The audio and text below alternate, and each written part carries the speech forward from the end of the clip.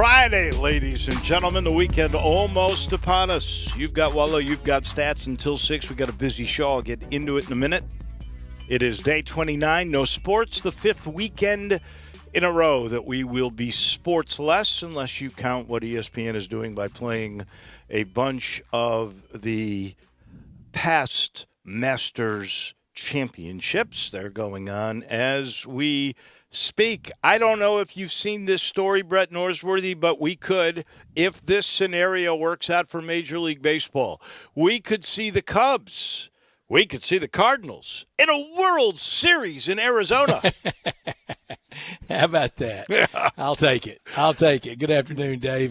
We haven't seen them in an LCS yet, and we've seen Yankees and Red Sox in the LCS, very famous ones, two of them for sure, 03 and 04. But we haven't seen the Cardinals and the Cubs yet in the National League Championship Series, but we're going to have that kind of year if we ever get back to sports. Who knows what could happen? You're already seeing, we talked just a few days ago with our buddy Brent Beard, and that this could be the impetus for expanded playoffs with everybody in the race for money going forward after this. And, you know, I was thinking maybe 6 teams and some buys, maybe on campus, maybe 8. They're talking about a 16-team bracket. So who knows? Sports could look very different when we finally see it again. I'll take it in about any form. It was interesting, the 8-team format, where I want to say 70% of those that were polled that are part of the Power 5 would have agreed with 8 and given 1 slot to the group of 5 to the conference winners, and then 2 at large. But there was a percentage, and I believe it was 30%, that didn't think that the group of 5 should be in there at all. So there will be that fighting. If there's 16, I am certain that you would get the group of 5 involved in some form. I still think they should probably take it in little steps. It was interesting. You referred to it yesterday. I went back and made sure I read it. The Sports Illustrated story on college football, and basically, I've been saying this all along, but it reiterated my point, which is 85% of athletic budgets are provided by football at the Power 5 level. And when you get to the group of 5, and this was a very strong point and scary point by Sports Illustrated, is that a great deal of funding, it's anywhere from 40 to 60% of the group of 5 gets their funding from the institution itself. That could be student fees. That could just be flat out paid by some department. And if the financial stress on the colleges continues the way we think it might, if colleges' campuses are closed and they're relying on only online classes and things of that nature, and they're going to have to lay off professors. They're not going to be giving aid to athletic departments, and the group of 5 would really be in a heap of trouble. To be a Division I school, you have to have at least 14 sports. That could come down quite a bit. The only sports that make money, honestly, are football and basketball, and in some cases, and it's really a small percentage, baseball. Very small. Yeah. Very, very small, very, very selected. And in a lot of places, basketball is not making windfall profits. It's showing a profit. And then, as you noted earlier in the week, and correctly noted, a lot of places in football, they spend everything they make, but that's by design. That design may have to change moving forward. Dave, I think one thing, a big impact we're going to see, maybe not starting with enrollment this year if they have to go mostly online, but for sure, say the fall semester of 2021, foreign students. And that is a big cash cow for a lot of colleges and universities to rely on that, and how great that is for the economy of anywhere they go to. But let's say you have a foreign exchange student from pick your place, pick your foreign country, and they go to the University of Memphis. Well, they basically fly from hometown wherever to, I'm sure, go through Hartsfield and then end up in Memphis. And then when they get to Memphis, they buy everything they need, sometimes maybe including a car, all the electronics, clothes, stuff to outfit a dorm room or an apartment. And that's a huge economic factor for a lot of places with the foreign students. But Dave, if you don't think we're in unprecedented times, you know we are, and we all know we are. Reed Wilson from The Hill, he reported on Tuesday. He reported this on Wednesday, but he did the survey from Tuesday. The TSA screened 97,000 air passengers on Tuesday. The last time only 97,000 people traveled by air in the United States, 1954. Wow. That is incredible. That's almost a quadruple, triple wow. Man. In 1954, and Dave, you think about it, and I hate it for anybody. I hate it for anybody suffering, anybody that's scared, anybody. And look, we all are waking up in the middle of the night thinking, man, what's tomorrow hold? What's the next 6 weeks hold? What's the next 6 months hold? But you think about this with the direct corollary to sport from the airlines. American Airlines, they have their name on not one but 2 NBA buildings. They have it on Miami and in Dallas. How long can that last? How long can they do that on 2 of them, much less maybe even 1? Go back to the 1954 figure. How many airplanes were flying in the air in 1954? I wouldn't think many, because train was still a very viable option in those days. What would you say? Maybe 10% of the fleet that we have flying the world today. And when you think about, I wouldn't even hazard to guess, Dave. I'm just too ignorant of the facts. I am too. I'll just throw that number out because I wanted to illustrate this point about all the other economic tentacles that come. I'm going to retweet that, and y'all can read the whole story. I just did, Drew. You can show it to Dave. The bottom line is, let's just say 10% of the world's fleet flew in 1954, 10% of the amount. 90% of those airplanes still have cost to them. Maintenance cost, exactly. Payment cost on the initial buying of the airplanes. They can't just sit there. And they're just sitting there. That's all they can do if we're down to those numbers. I mean, that you said triple, quadruple. Wow, you're not kidding. It takes a while for that to really settle in. It's maybe the most sobering thing I think I've seen all week with all and we all have been inundated by it, and just a mountain of numbers, a mountain of scoreboard, a mountain of this and that. Whether it's the IHE, what the modeling numbers. I don't want to crush the modelers, and I don't think it's any time to spike the football. There may be a lot of factors of why. Now, remember the first model, that 2.2 million fatality rate. I don't think that included mitigation, social distancing, stay at home. I think I think it was if we just kept living and let live. Was that the world? The numbers. That was the world. No, that was United States. That was United States, 2.2 million. The United States is at 18,323. I can remember the president just a couple of weeks ago saying basically we're at 100 to 240. And so we went from 2.2, but that was without any mitigation. That was just we're just going to let it rock. I mean, whatever chips fall, wherever they may. Well, we're not going to do that. The numbers since then, though, have been with mitigation, social distancing, stay at home, and practicing mask, gloves, and all that we've ramped up to. Now it's down to 60,000.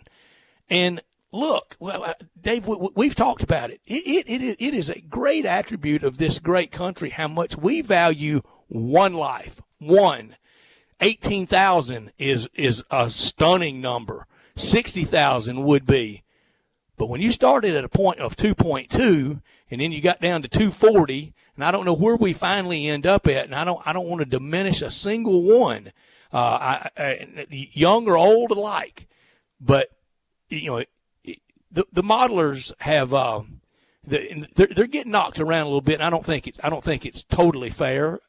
They may have started high to get people's attention, and it did. Well, and the models, so maybe it worked. The modelers are just trying to try to figure it out as best they can, and honestly to keep us aware that this is far from over. I'll give you an example.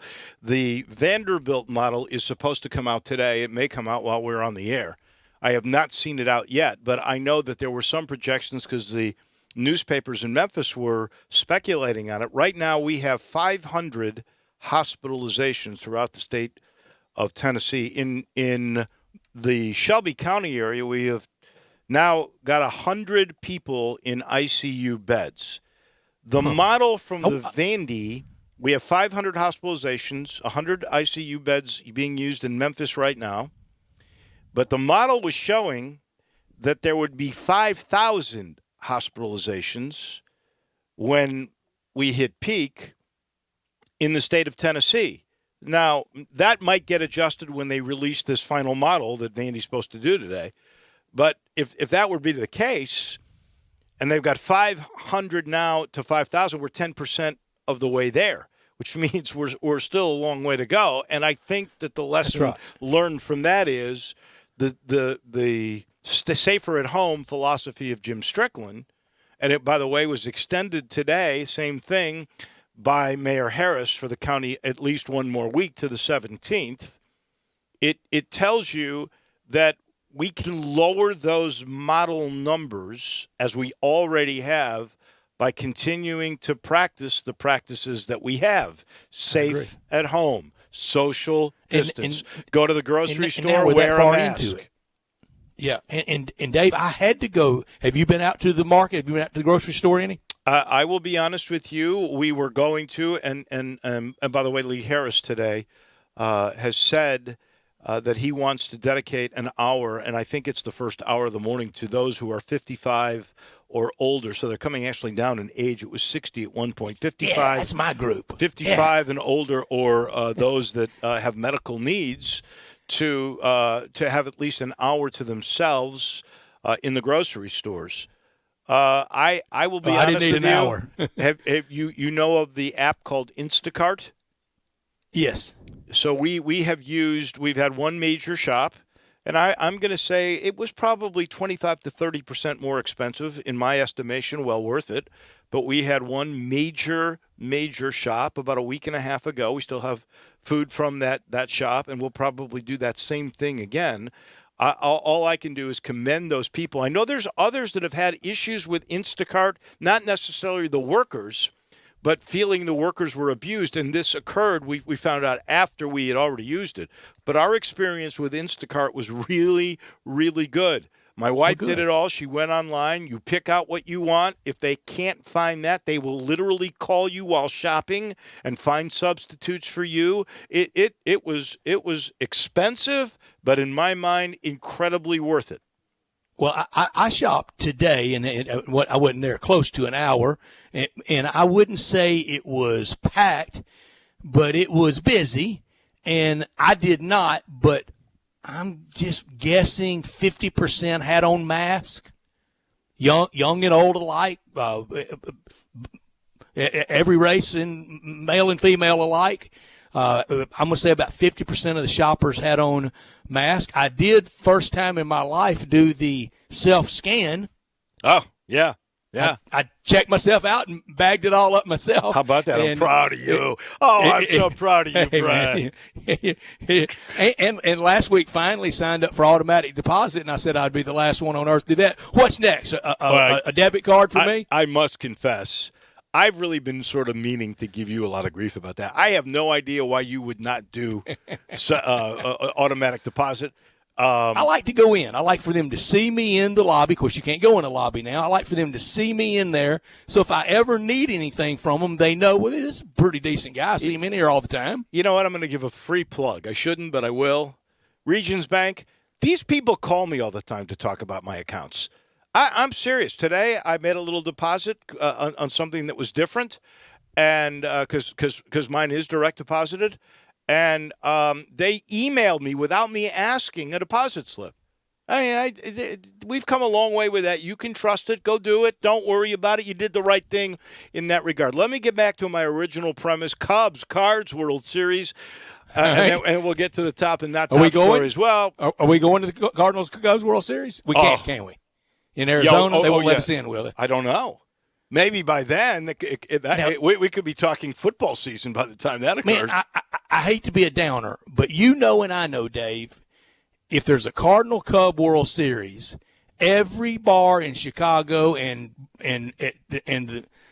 Baseball Village in St. Louis will be packed. If they want that by that point. If they let you in bars by then. I mean, who knows?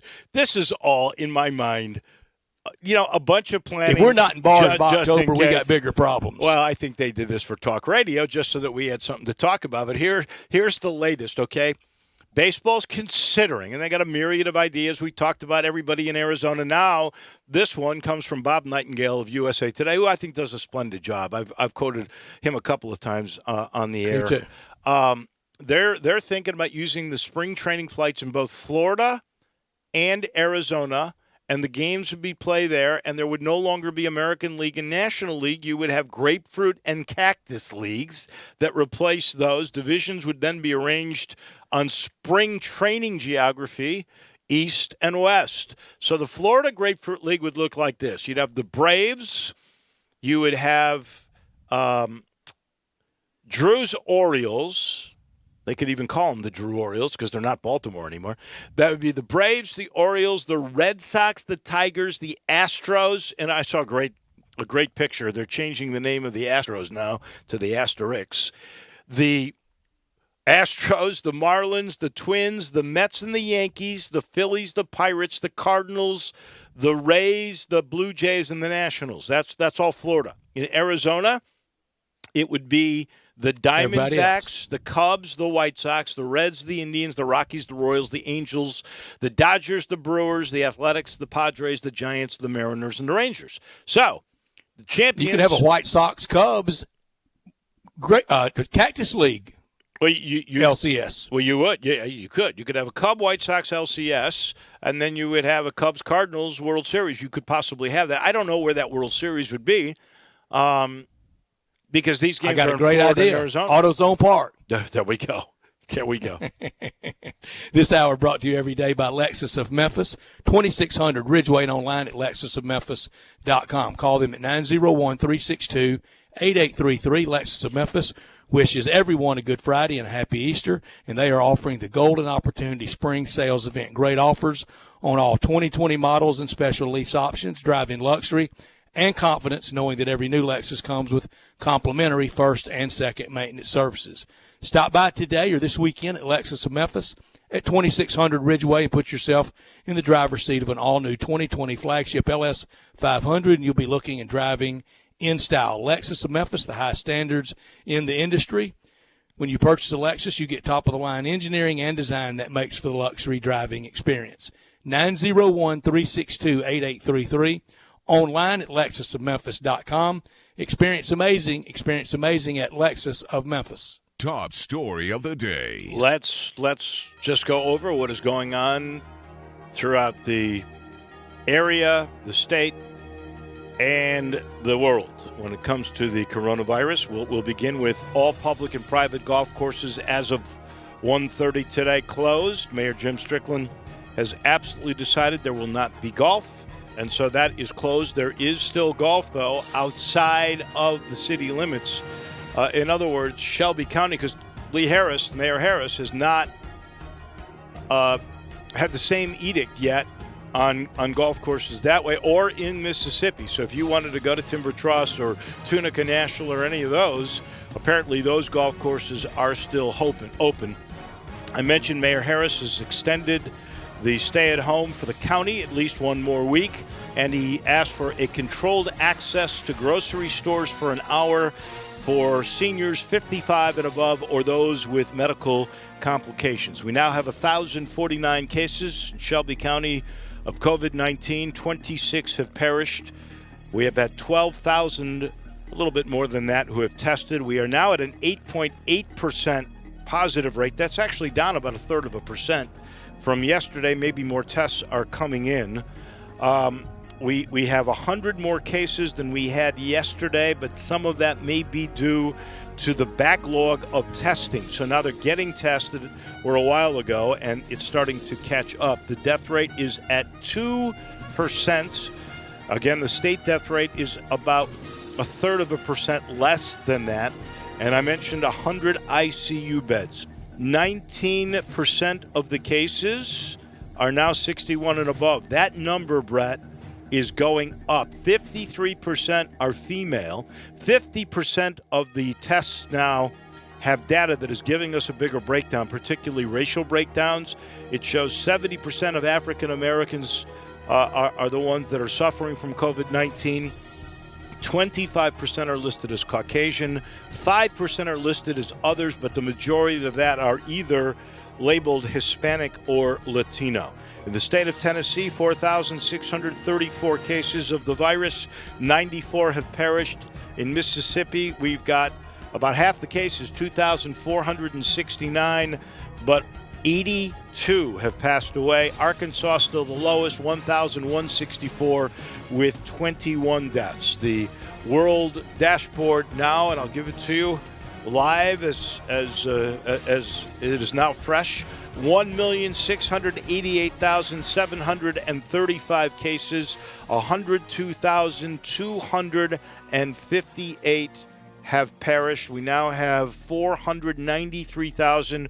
Brett, there's a good chance by the end of our show today, we will have 500,000 cases in the United States. 18,323 have perished. Yeah, and right now the recovery rate 6%, the fatality rate 4%. And we'll see how long they stay that close together, because at some point the recovery rate should start getting a little distance. My top story, fanless games seem to be the only option for the start of baseball and the resumption of the NBA whenever, either try June, maybe July. Baseball in 1981, because of the strike, played around 100 to 105 games for each team with split seasons. I don't know if they're even thinking about that. It sounds like they're thinking about it all. And meanwhile, Forbes lists the Yankees' value at $5 billion. $5 billion. So that's the number 2 professional franchise. Hard to believe that the Dallas Cowboys at $5.5 billion are the most valuable franchise in American sports. And Jerry Jones bought them for $140 million. And I thought that was crazy when he did it, because at that time all of his friends thought that too. I told him that. I am not sure when he paid $140 that there was an NFL team worth $100 million at that point. He paid good price. He scraped every cent he could get to buy them, and he told people, if it doesn't work, we're busted and it's life changing. It worked. Not top story of the day. This is the XFL has suspended operations. RIP. They are laying off nearly the entirety of their staff, and they are saying no plans for 2021. There was a CEO that made the announcement. The guy was the commissioner, Oliver Luck, who left a pretty darn good job. To take that position was not involved at all in this announcement. So there are some wondering if he will still be paid by Vince McMahon. And you how about Oliver Luck as the inaugural commissioner of college football? Maybe, but I am not sure. I still have faith in the guy. I guess I should say that. But this certainly wasn't a pearl on his resume, and it makes you wonder now. Well, worldwide pandemic got him. Two different entities. I guess that is it. But I don't think they were knocking it dead, because if they had been, they would have shut down operations for this year, and they would have brought it back. If I didn't watch a play, come on. If I didn't watch a play of it, how good a football was? Well, and I kind of like football. And so here's the bottom line for you. Is this the end, at least for a good period of time, of anybody trying to do spring football? Yes, because it hadn't worked 2 years in a row, and this economy we're getting ready to enter into. Same thing for me, not top story. If you bet the XFL wouldn't make it through the season, well, you won a few weeks ago. If you bet they wouldn't make it to year 2, you can start collecting now. and won't be a season next year. All operations suspended. I am so glad Memphis didn't get caught up in that trash part two. They tried to do it straight after doing it zany. Neither one worked. The second time they got a tough break with a worldwide pandemic. I'll give Oliver Luck that break. We love football, but you know what it tells me? It tells me we all need a break from any sport for a short period of time. I don't love bad football. That just seems to be the case. And those are your top and your not top stories of today. We got a busy show. Bruce Marshall's going to join us from Vegas in a minute. Special guest at 4 o'clock, Jim Gallagher from the Golf Channel, and, of course, former FedEx St. Jude Classic winner Peter Edmiston at 4:30. Andy Schiffman, our agent in Chicago, at 5, and a very special guest at 5:30. Hall of Famer Isaac Bruce, former Tiger, former Ram, former 49er. That's where he ended his career. Only the second guy ever to have 15,000 receiving yards in the National Football League. Isaac Bruce joins us at 5:30. At 5:50, we've got crunch time to end this weekend. This is Sports Time on Sports 56. It's Wolo and Stats.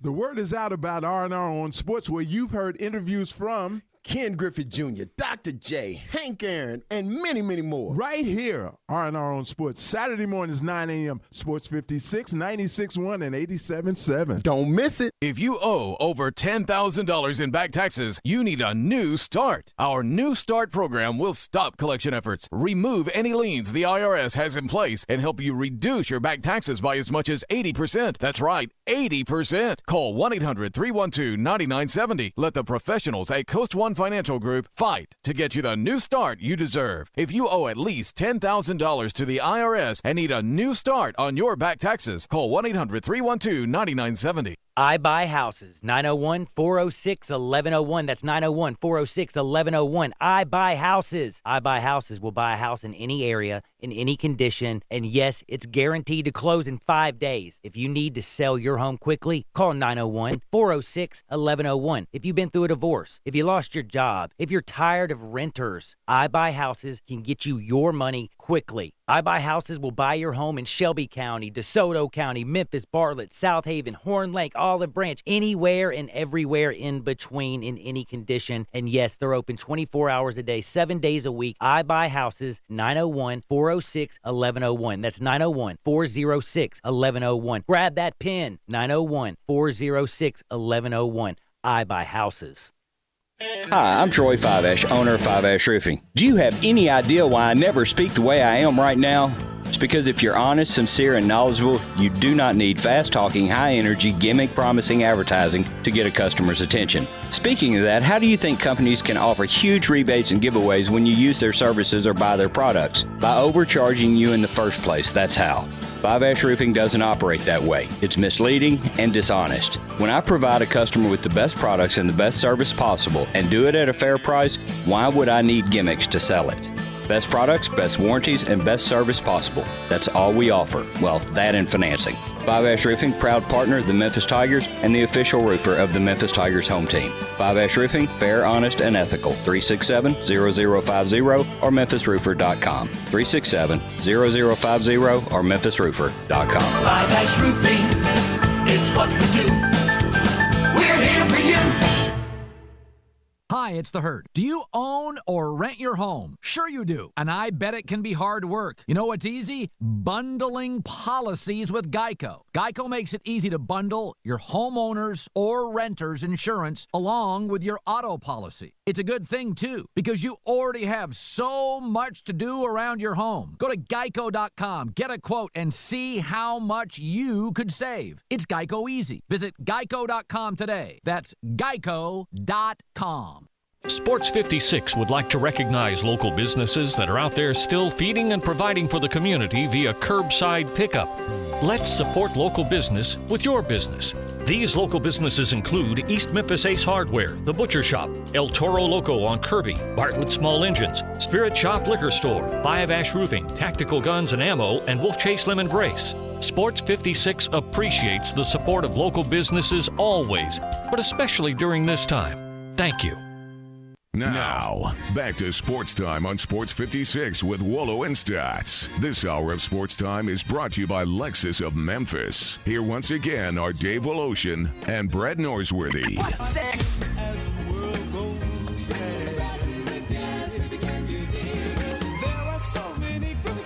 Welcome back in.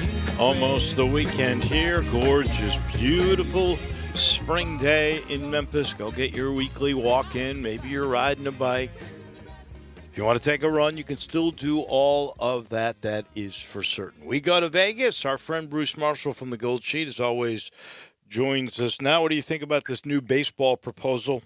One, all the games in Arizona, or now we're going to do away with the American League and the National League and play a Grapefruit League versus a Cactus League. We could have a Cubs-Cardinal World Series that way. Give me your impressions of all this stuff, Bruce.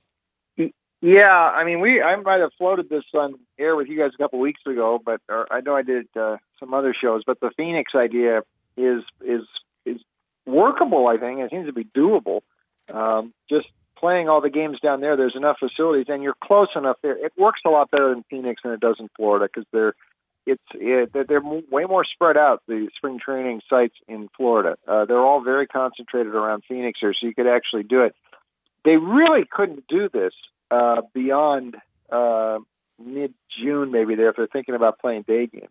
So, I mean, then you'd have to play at night, and even at night outdoors in Phoenix it gets pretty oppressive at that point. But this would work for a while. I mean, whatever they want to do with the American National League, I guess they could. I don't think they have to. I think they can keep it the way it is. They may have to rework the schedule somewhat, but maybe they wouldn't if they could bring all the teams into Phoenix and just play the games. There are enough facilities around there for them to do that and actually run a full schedule if they want, and staggered for TV times and all with no fans in the stand. But just the fact that they seem to be accepting the fact that we're going to come back short term here in the short term, we're going to do it without fans. Before this week, MLB wasn't even thinking it would do that. And that's going to be the whole determination for whenever we see some sports coming back, is if these leagues decide, assuming this stuff gets rolled back in gradually, it's the social distancing stuff that is probably going to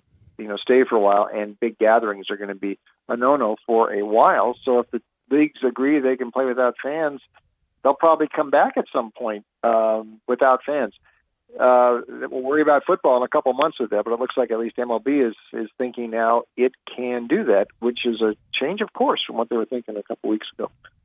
If I could, I'm going to jump in there on that, because who was it? Ravel, who had a piece yesterday on a poll that they asked whether or not you would be willing to go to a baseball or a football game at this point in time. 70%, including 62% who were big sports fans, said they would not go. So I guess we are going to have to get adjusted to that thinking about playing games in empty stands, because I know there's a bunch of people who think that's crazy. Why would you do that? I mean, we've said why would you send college football players on campus if it's not safe for the regular students to go? And I get that. So if we can see that, and they're going to have to test all the players just to go play if they've got enough tests and they can turn it around, we know there's not going to be people in there because they don't want to come. America's spoken about their fears about going. So if we want to see sports, that really is going to be the model we're going to have to see. Yeah, it is. And, they'll have to get the players. They're going to have to be cleared and all that. And colleges have a different set of circumstances because our school's going to be open. However, just think back the year of Hurricane Katrina, one example. Tulane was closed that entire fall semester.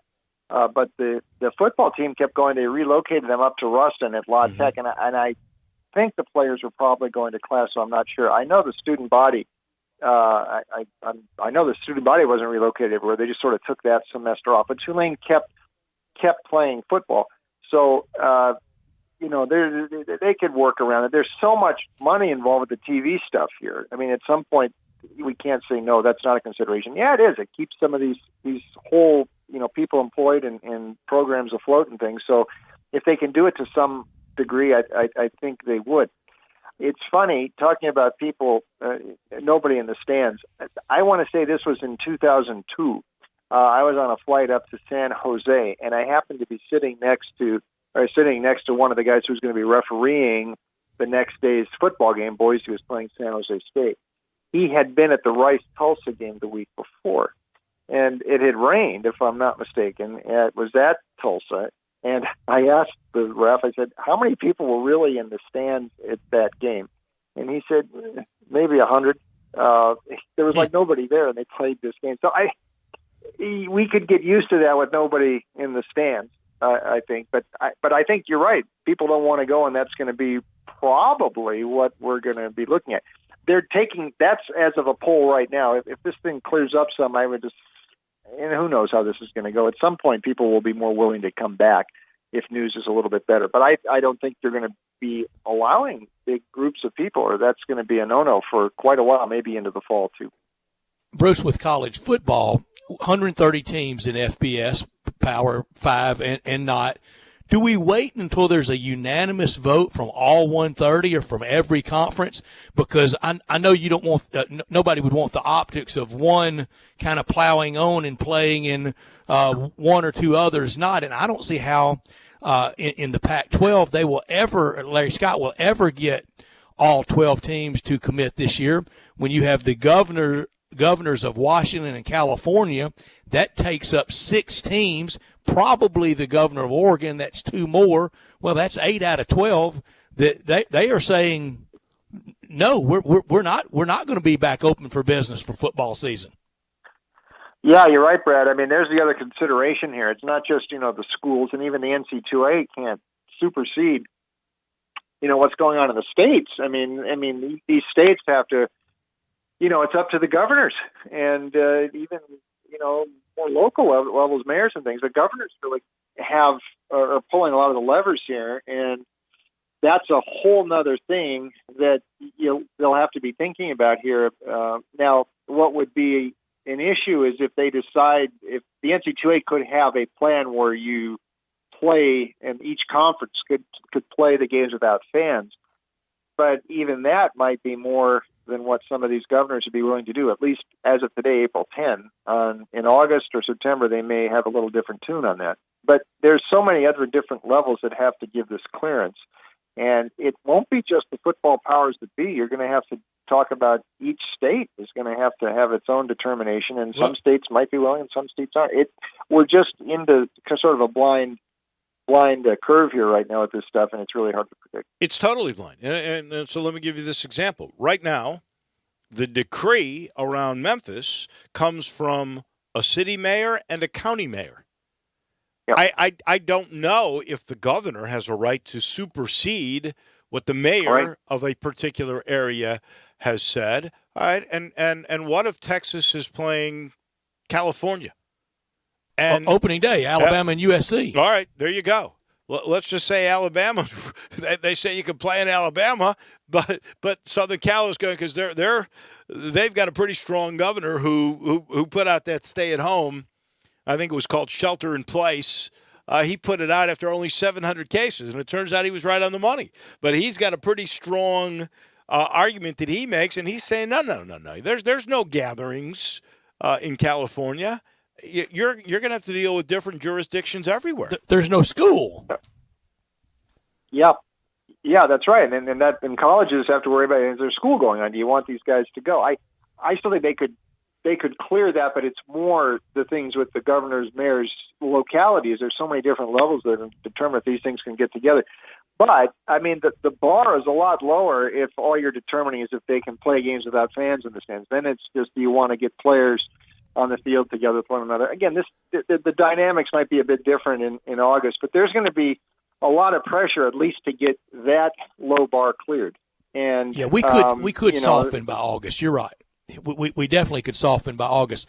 Bruce, coming up this Thursday night, the NFL draft. I mean, record TV ratings. They're getting ready to blow out a big number, aren't they?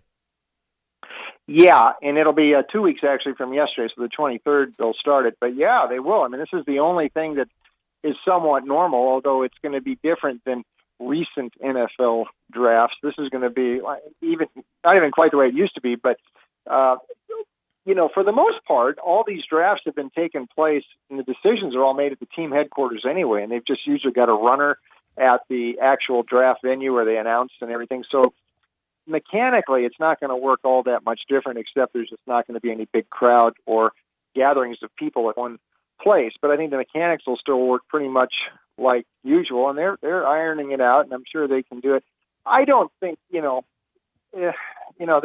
trying to get a thing. They want to make sure try to have camera coverage of the draft choices as they get picked. I don't think they have to do that. I mean, they're going to want to do it. I think, but it's kind of unnecessary. I think we'll find out this about the draft. My thought in recent years, this has gotten so overboard. I know that people want to have an excuse for a big party, but that's, I've always thought that's a bit overkill on this anyway. It's good if they want to do it and fine, but I haven't thought that's a necessity. We'll find out things like the draft party.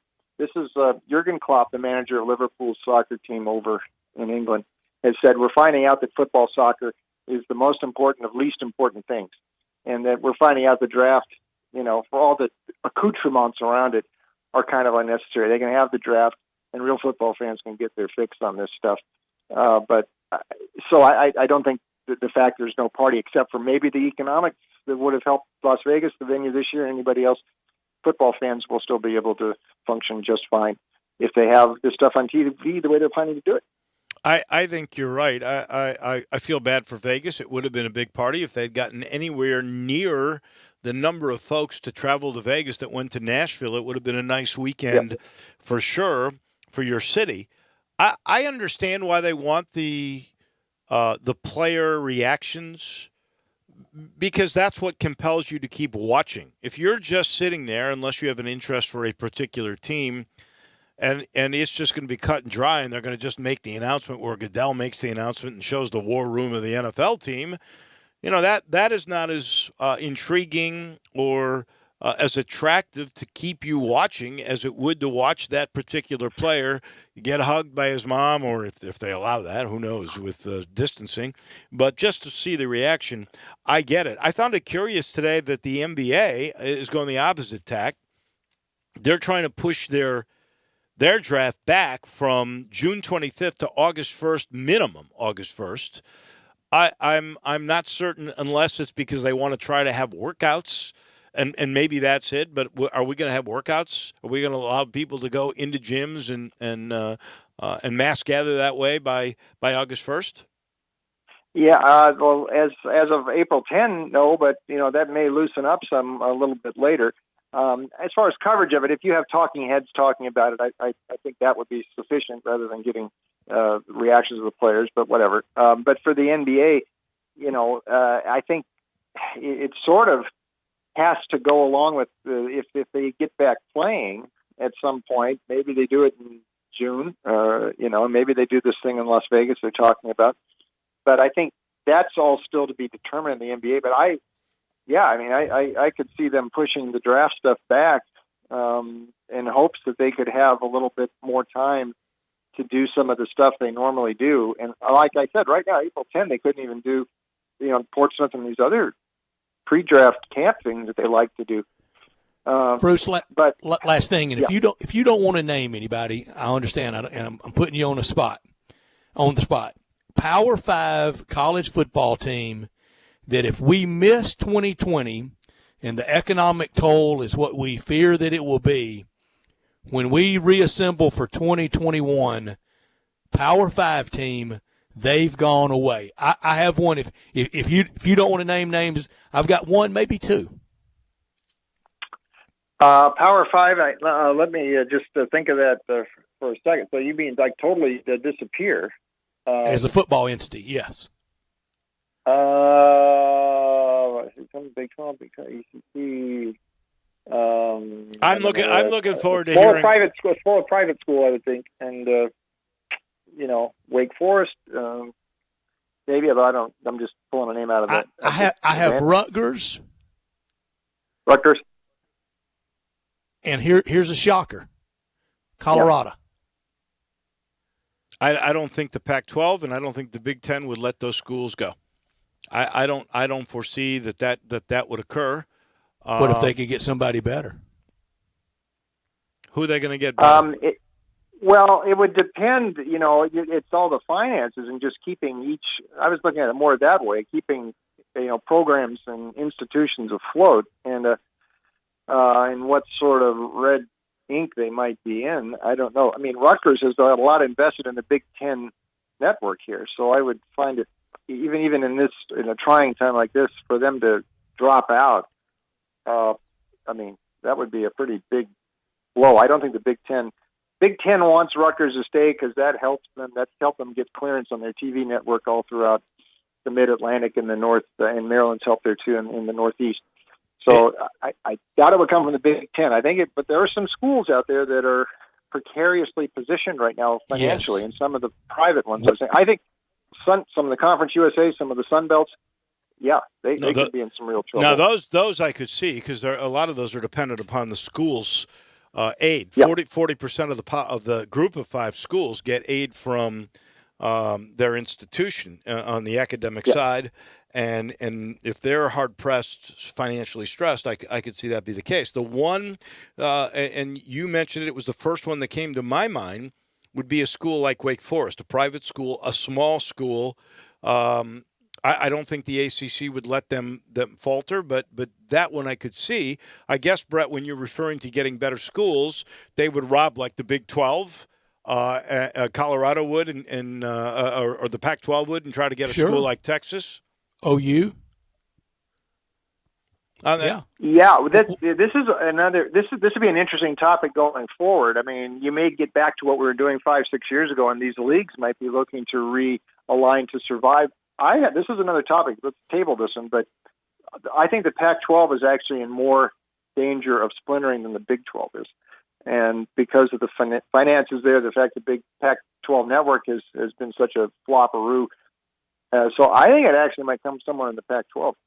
We will we'll try to remember to revisit that next week. Bruce, stay safe. Happy Easter. Happy Easter to you and all of your family all over the world. I'm assuming that on Sunday you'll be Zooming all over the place. Oh, yeah, we've been doing it almost every day all over where all the grandkids are. By the way, my new draft preview is up at goldsheet.com in case you want to check that out. Oh, we do.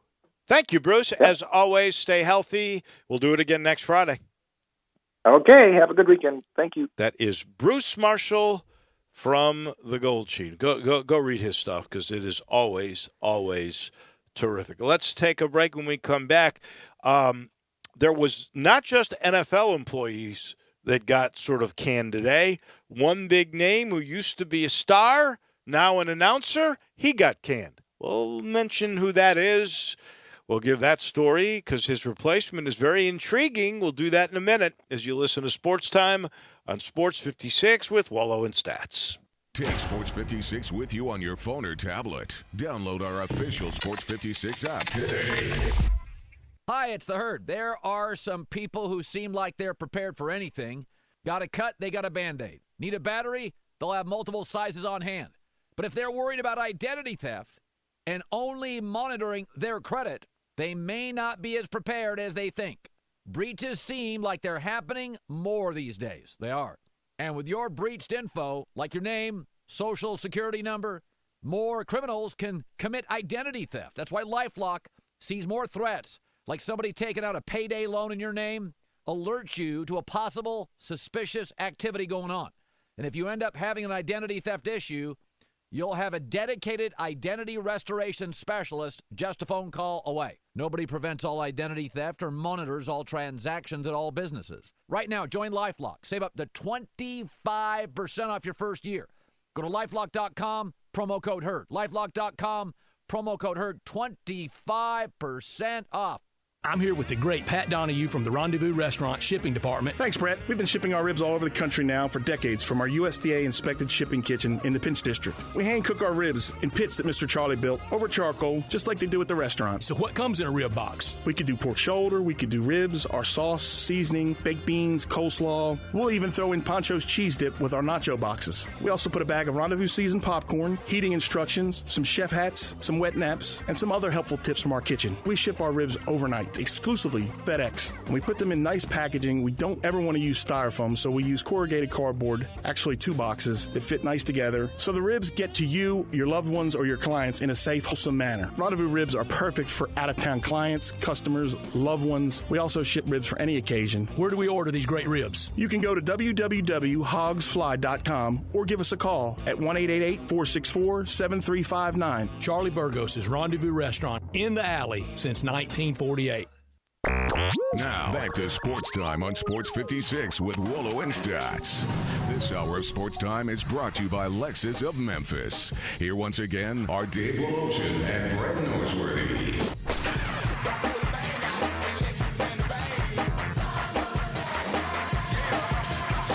Welcome back in.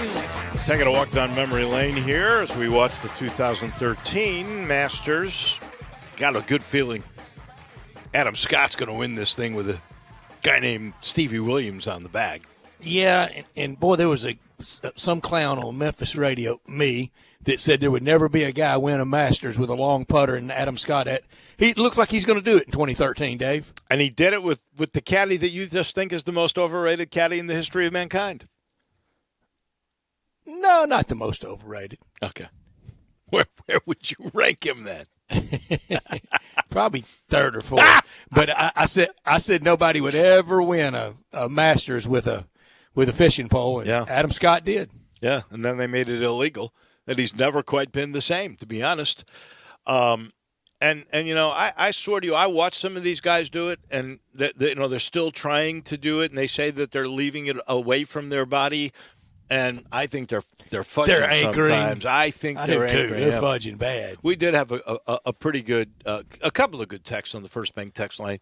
One just drove by John Gowen's golf course. That's in Olive Branch. Yeah, Timber Truss. Yeah.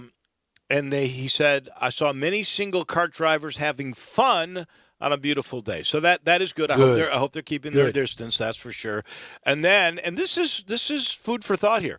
XFL may have been scared college football might be played in the spring next year. That's a great suggestion. That's supposition. A great evaluation as to why they decided to make this move and just say, you know what, we're not going to do it because we're not really making it, to be honest, one. And two, what if we're up against college football next year?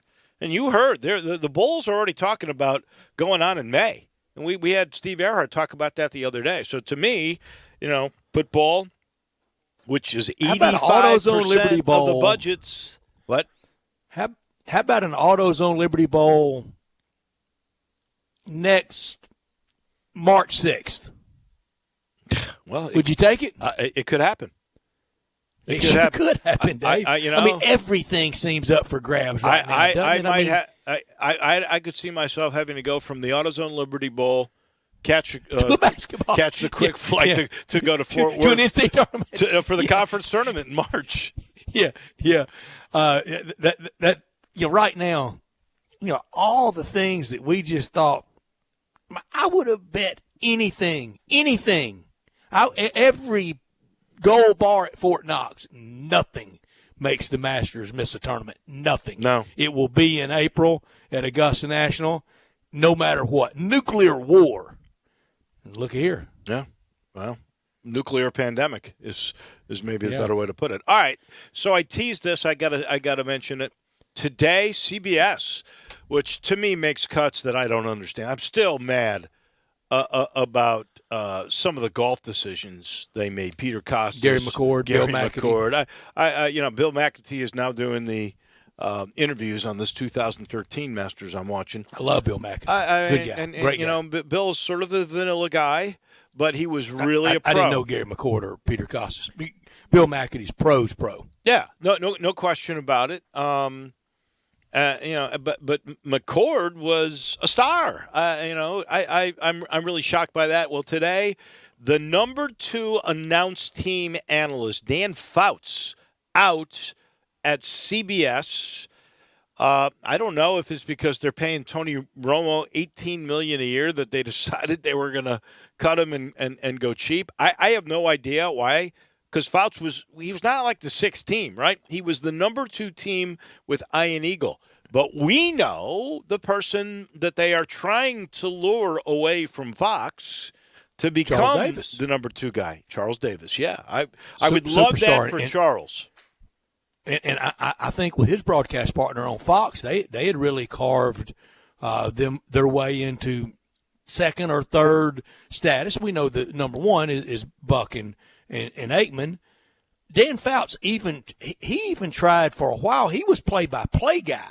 And, his dad was college play-by-play guy for who? I don't know. His dad was an announcer. Was he a West Coast guy? I know he played, obviously, with San Diego. Played with Oregon. Bud Rush. Played at Oregon. So he was a West Coast guy. Yeah. Dan Fouts played at Oregon. Played with Don Freese. Played with That's right. Ahmad That's Rashad. Right. That's right. But I want to say Fouts' dad was a play-by-play guy, and Dan Fouts even had a few years not many of the former players become actual play-by-play guys. Right. Pat Summerall did. I think, but usually they stay in the analyst role. Yeah, I don't think Charles is the number 2 guy there, because it's Aikman and Joe Buck. Yeah, they're one. And then the number 2 guy is my friend Brenneman, Tom Brenneman. He's the number 2 guy. And his team. Yeah, I'm trying to remember. Burkhart and Charles. Yeah, Burkhart and Charles are really good. I mean, you could make the case that they're the second best or best team, but I don't think that they are considered that. But and that is why CBS would say, hey, you're 3, 4, 5 on Fox. We'll make you number 2 behind Romo, and we'll pay you. If they haven't given up all the money to Romo, I don't know. That's an hour in the books. When we come back, special guest. We'll talk some golf, Masters, what he's doing, and catch up with Jim Gallagher Jr. He's next on Sports Time on Sports 56 with Wolo and Stats.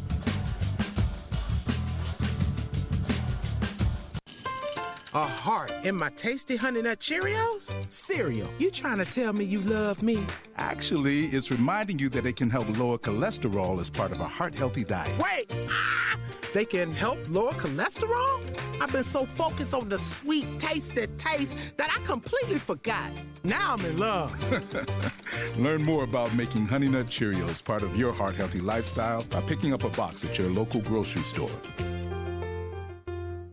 This is a commercial announcement. Newsmax TV is your best source for the latest on the coronavirus story. Even President Trump says he likes Newsmax. Newsmax TV is already the fastest growing cable news channel in America. Now, Newsmax is also doing a poll, asking Americans if they support President Trump's handling of the crisis. So take part in Newsmax's national poll. On your phone, just text the word OPEN to 39747. That's OPEN to 39747. Let Congress and the media know your opinion. And don't forget to tune in to Newsmax TV. Newsmax TV just launched in HD on DirecTV Channel 349, and it's on all the major cable systems including Dish 216, Xfinity 1115, Spectrum, Cox, Optimum 102, Suddenlink 102, Fios 615, Uverse 1220, WOW, Armstrong, and many others. Check your cable guide. And see great shows tonight, including The Chris Salcedo Show, Sean Spicer's Show, and Greg Kelly Reports. So don't forget to vote in Newsmax's poll on Trump. Just text the word OPEN to 39747. This is CJ Hurt from Sports 56 Mornings. During this coronavirus pandemic, many of you are spending all day at home, and we remind you that you can stay in touch and connected through Sports 56. Turn us on your radio, computer, phone, or smart speaker and stay up to date and connected. Meanwhile, keep practicing social distancing and remember to wash your hands often, and hopefully before long, we can get back to some sort of normalcy. Stay safe, stay healthy, and stay connected with Sports 56 and Sports56WHBQ.com. DeSoto Auto Sales specializes in late model cars with low mileage. They have the highest standards in the car industry. All of their cars are test-driven, checked out from head to toe. Unlimited inventory, every make and model. And if it's not on the lot, they'll find it for you.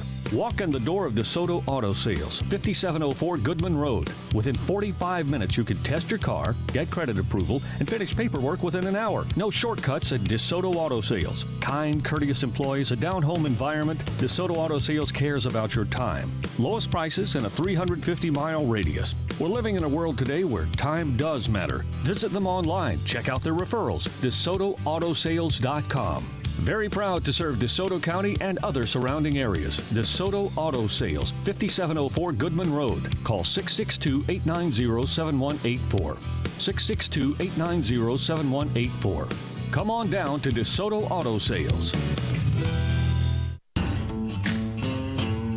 If you're a pro, Lowe's knows your job hasn't stopped.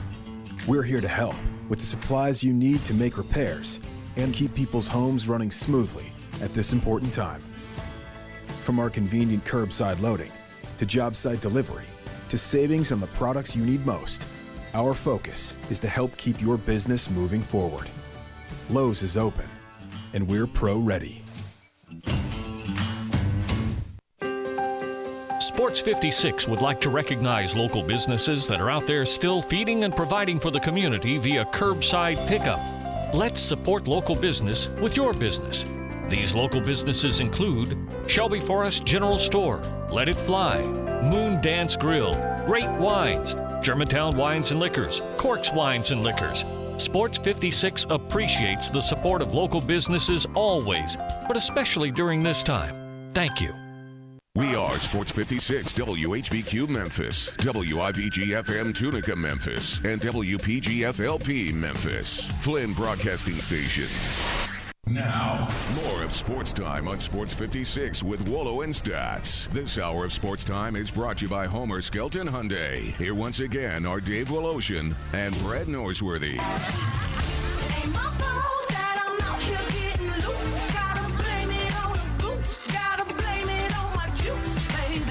Welcome in hour number 2 of the show as we approach the weekend on this really gorgeous Friday afternoon in Memphis.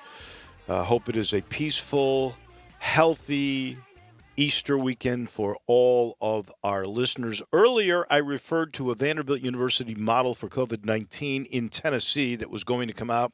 It has now come out, and it basically shows that the COVID-19 cases in the state could peak in mid-June if the status quo is maintained for social distance requirements, but it could improve to mid-May under the best-case scenario, which would mean statewide testing and improved contact tracing. That's according to the researchers from Vanderbilt, and basically making sure the stay-at-home order is kept without, at least for the very near future, a end in sight. In other words, let's keep what we're doing. We could be even better.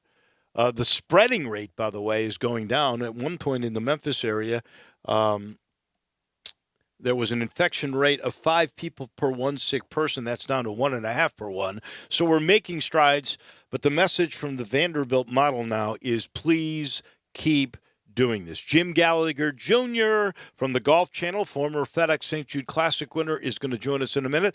You heard the announcer man say our title sponsor is Genesis of Olive Branch and Homer Skelton Hyundai. We are so honored that they are still our title sponsor of this hour, and a reminder that with these hard times, good deals come around.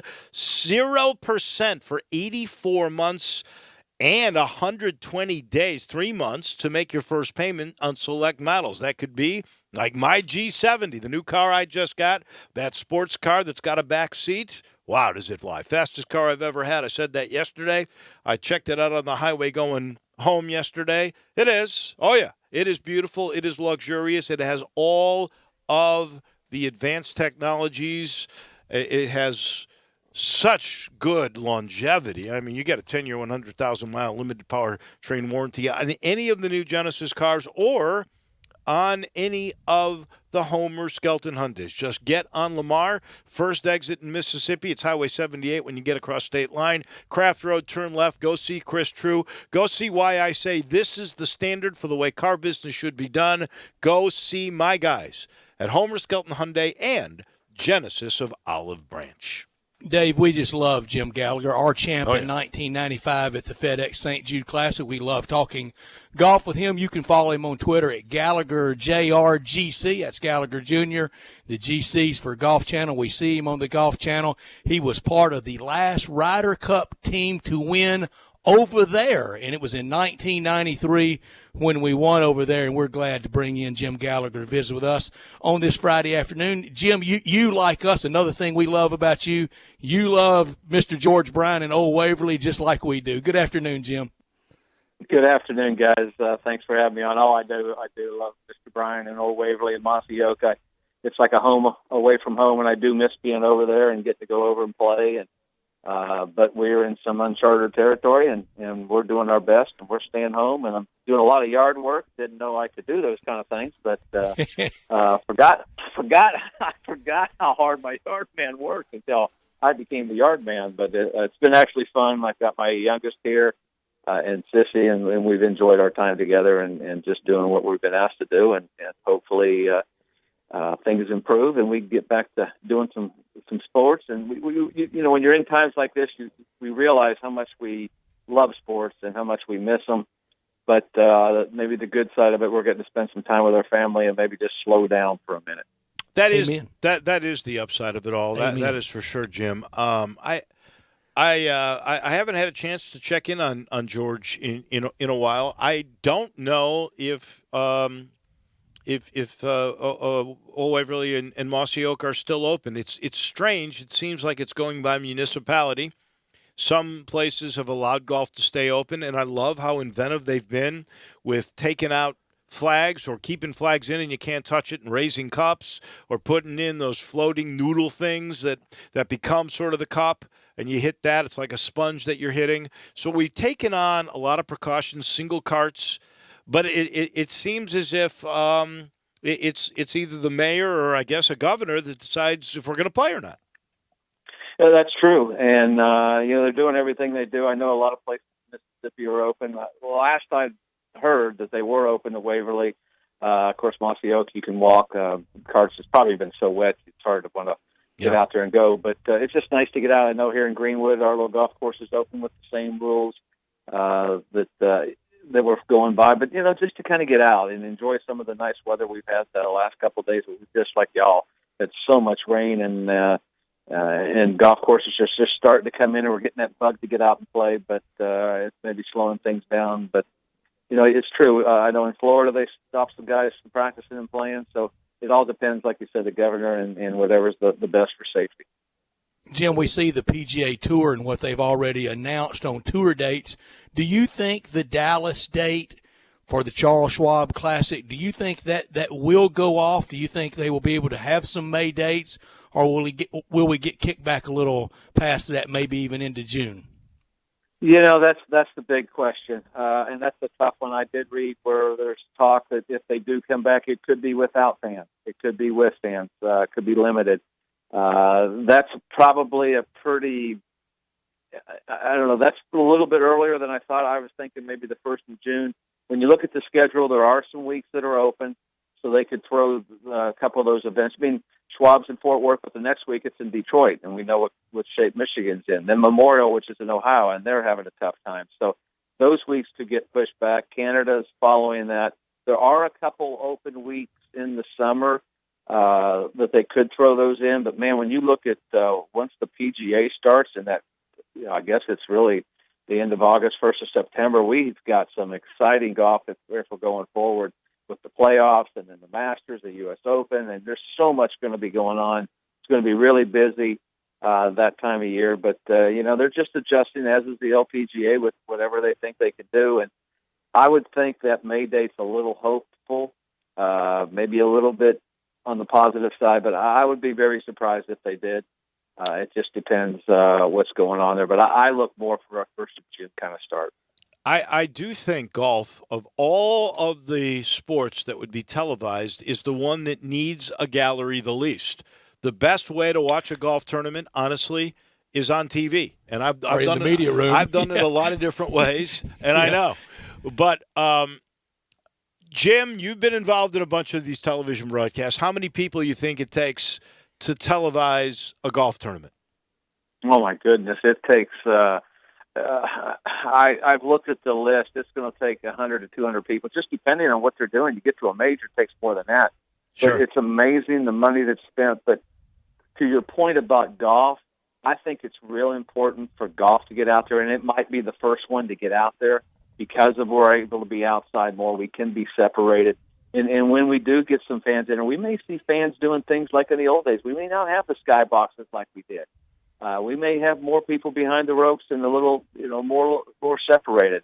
But I think it's so important for golf to get out there first, and I think it's one of the sports that will probably be able to get out there because it's outside, and that's a good thing. And another point, maybe there's more people playing golf. I know just listening to the folks here in Greenwood, kids are getting out there playing with their parents. They're actually spending some time with their parents playing. So maybe as far as getting people playing golf again, maybe that's the positive side of it. But to put on a PGA Tour event or an LPGA event, it's unbelievable the amount of people.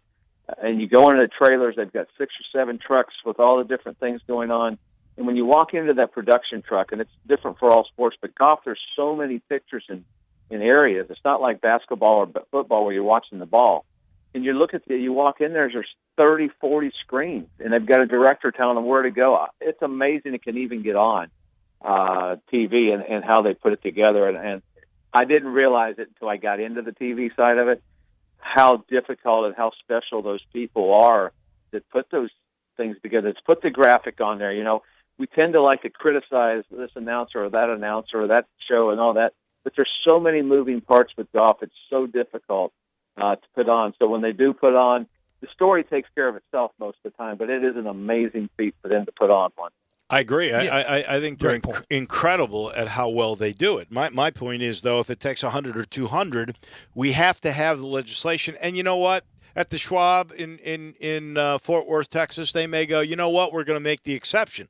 But at this point in the state of Tennessee, you couldn't gather 200 people together because there would be meetings in proximity, and they wouldn't allow it legally.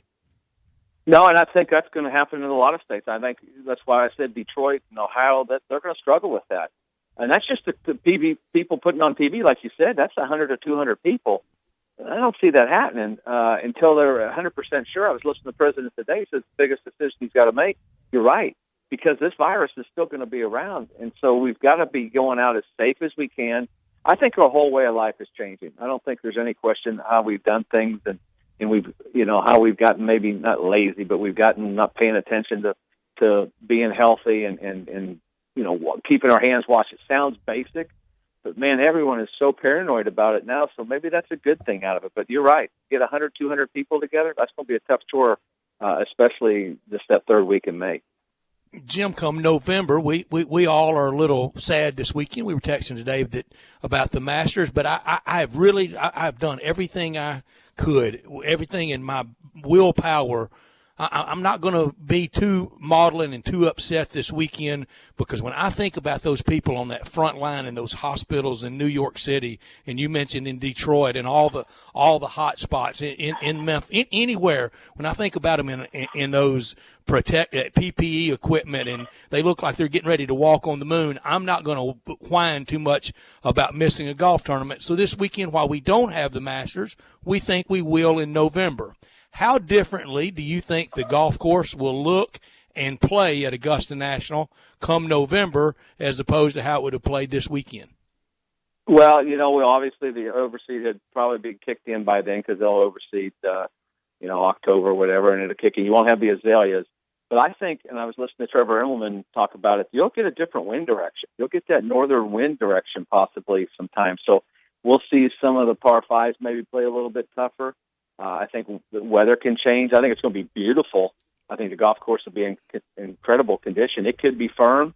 It could be a completely different golf course than when they play it in April. But we were talking about that a couple weeks ago. What's it going to be like? Are they going to be able to play in September? I just didn't think they could, so they move it to when they did. The overseed will kick in. You'll be able to have that green look, but the azaleas will be missing. But I'll tell you, Augusta National does it about as good as anybody does, and it'll be wonderful. It'll be fun. We're going to be excited. I've actually enjoyed seeing some of the old telecasts. I watched Jack win in '86 again, and it still gives me goosebumps to watch that. We watched that the other day. So I mean, it's for all golfers. The Masters week kind of kicks off. Hey, let's get out and play golf. But it's okay, for the things we have to do, like you said, for those folks that are working in the hospitals, the doctors, the nurses, everybody.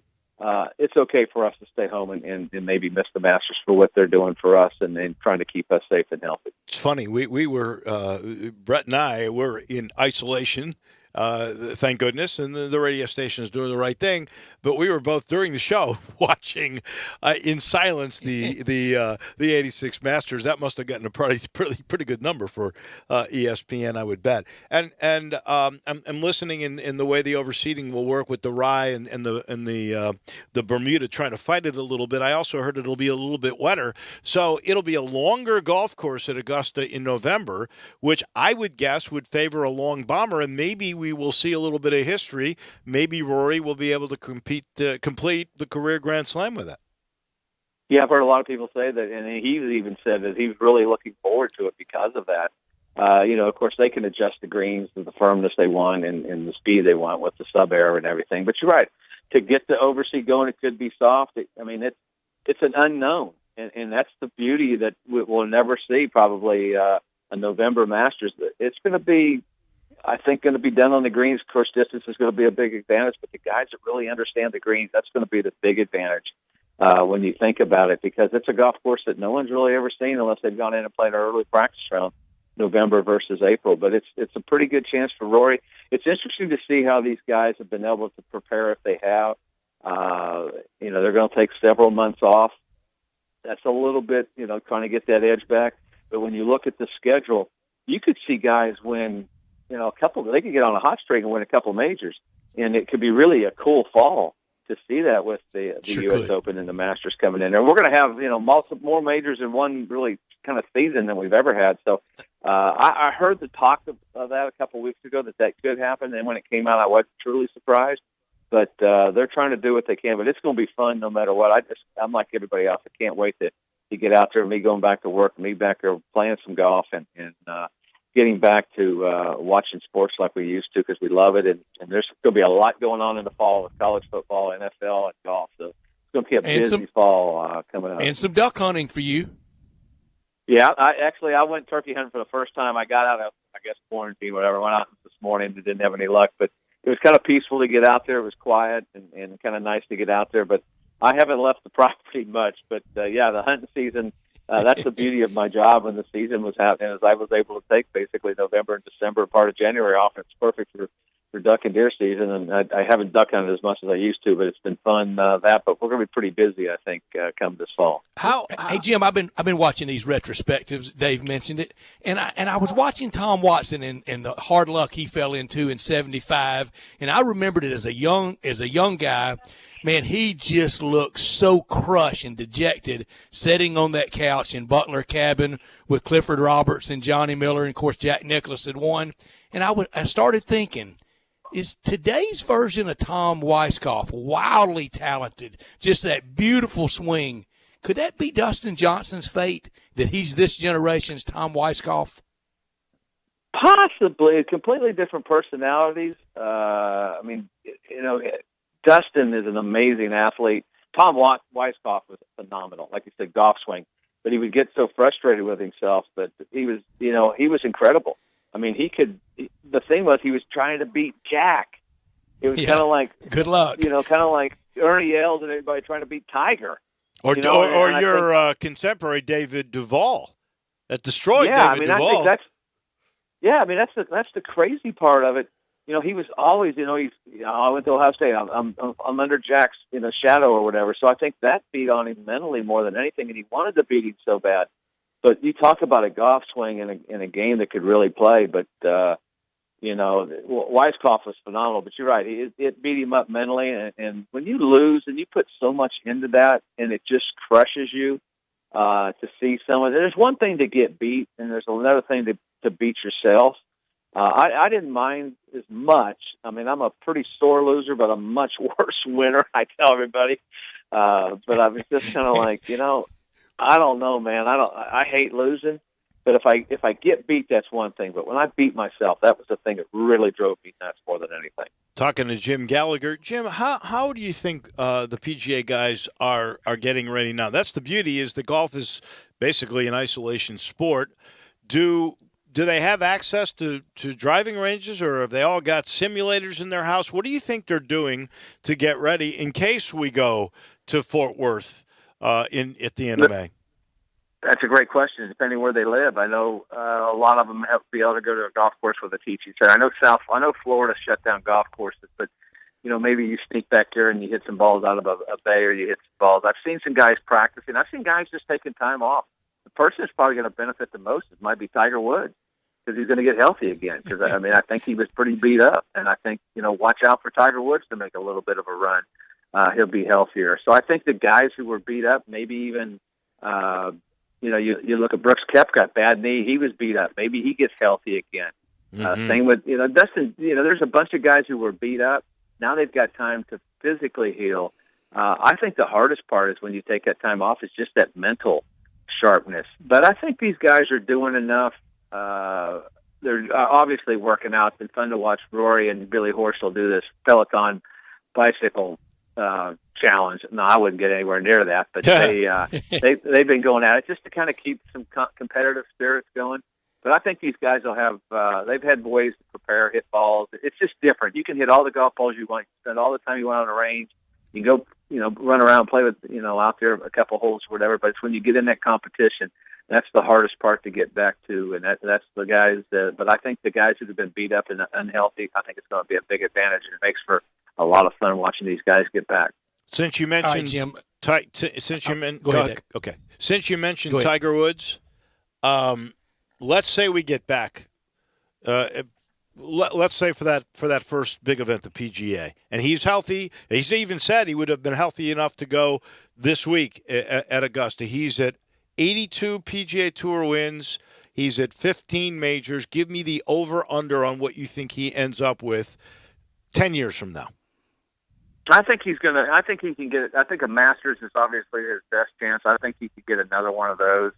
I think he'll get 3 or 4 more wins. I mean, it's back to healthy.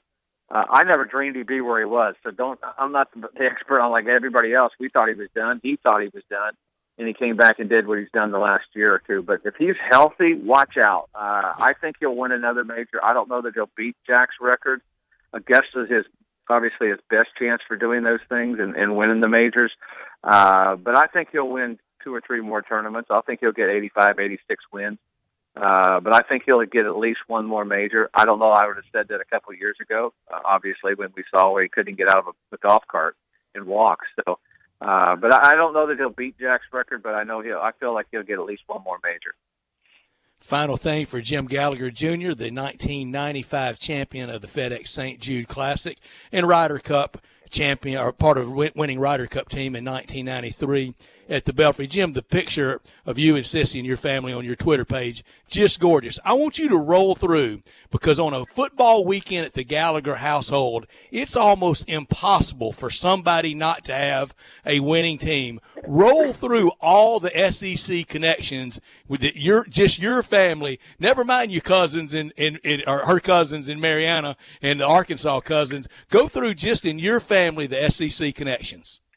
Well, of course, I'm a Tennessee Vol, and I bleed orange. And, of course, they call me tripolar because I cheer LSU with my wife and Kathleen. And then Thomas and Mary Langdon and Elizabeth go to Mississippi State as my father-in-law and all that side of the family. So I've got the Bulldogs, I got the Volunteers, and I got the Tigers. And I always catch a lot of grief from my Tennessee buddies about how can you pick pull for LSU or Mississippi State. But, those are the three. And you're right. It's rare that I can get. The Vols are making a comeback, so we can get all 3 teams winning. But I've got a pretty good chance that one of those 3 are going to win. But it's a lot of fun when we're going up against each other. they've kind of had the edge on us, but I think the Vols are making a good comeback. Well, they are. I love it that you stay in Greenwood. That you love it there, and just decided that's home. It is. I love being here. In times like these and days like this, it's so much. It's like we live in the country now. It's so peaceful. Nothing against big cities, and I love coming to Memphis and spending time up there. But it's so nice to be able to come home and just enjoy a small town. And we've got plenty of people in the hospital here and sick with this as well. But we're all kind of coming together. It's been neat to see all the kids and the parents out walking and spending some time together. So it's great to be in a small town, and I just love it here. And I've spent more than half my life here, and I can't think anywhere else I'd want to live. Well, you stay healthy, Jim. We thank you for your time. Hopefully we'll visit with you again sometime soon, and we can actually talk about guys hitting golf balls. That sounds great. Thanks for having me on, guys. Thank you. Jim Gallagher Jr., man, and a great champion of the FedEx St. Jude Classic, and his wife could play golf too. She can. The whole family can play, and Jim is just a fantastic guy. Reared in Indiana, went to Tennessee, and on his Twitter page, VFL, Vol for Life, and he made it clear that's priority number one with him, but a lot of loyalties and a lot of friends and connections at a lot of different places. He's a good one. How old are his kids now? Oh, he's got grandkids. Okay. Yeah, I thought they have grandchildren.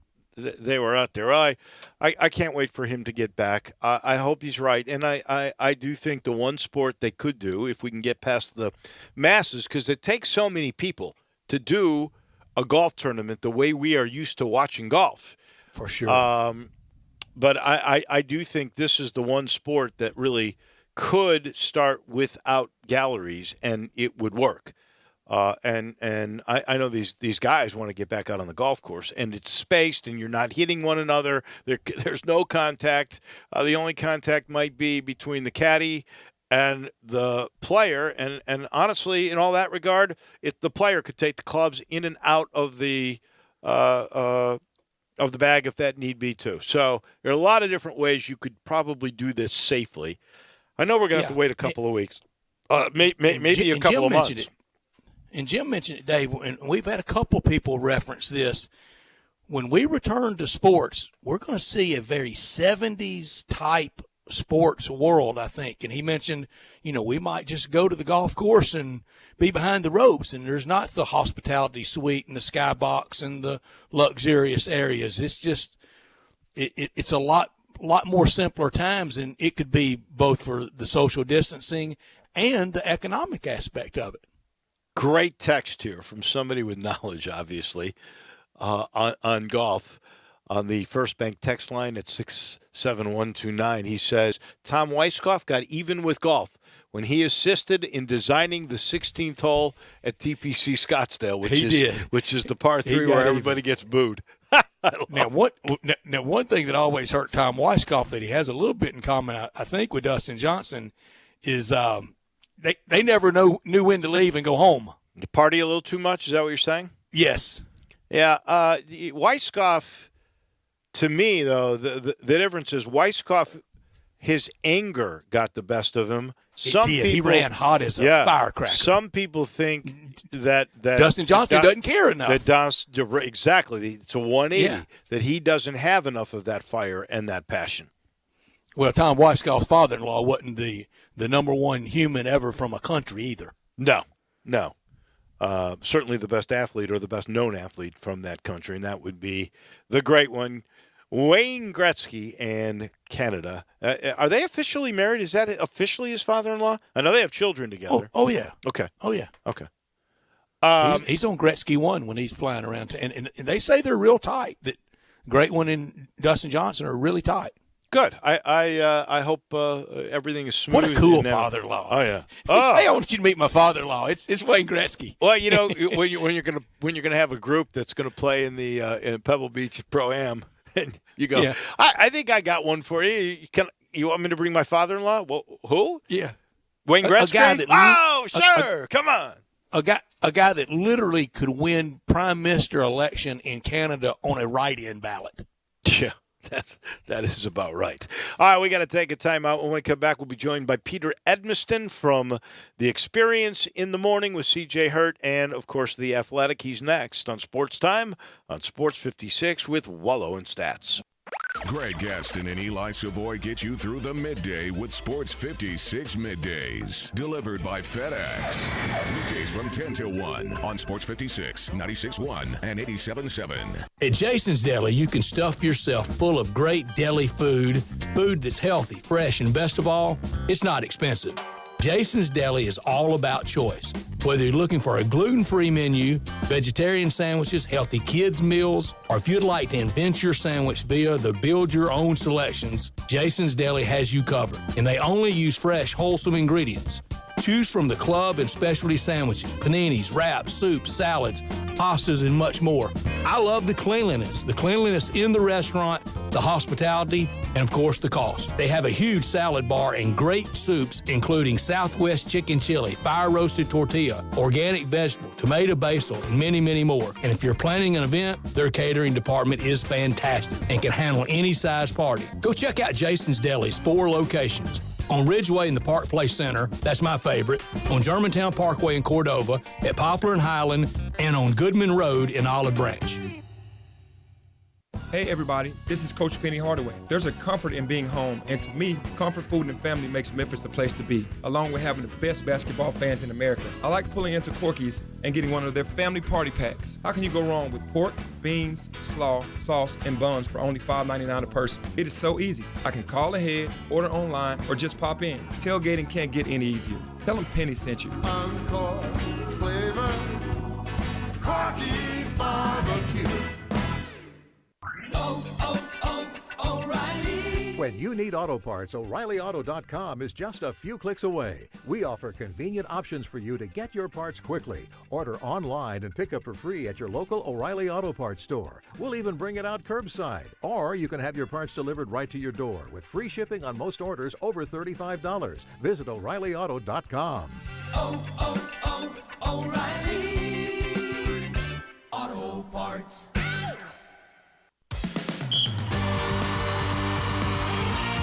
Hi, this is Rob Brown. Join Pete Cordelli and me Saturdays 8 to 9 a.m. for Sidelines here on Sports 56 WHBQ, 87.7 FM and 96.1. We'll cover the Memphis Tigers, the SEC, and your favorite team. Give us a call. That's Sidelines, Saturday mornings 8 to 9 a.m. Sidelines is presented by Duncan Williams Asset Management. So get up and give us a call. Now, more of Sports Time on Sports 56 with Wolo and Stats. This hour of Sports Time is brought to you by Homer Skelton Hyundai. Here once again are Dave Woloshin and Brad Norsworthy.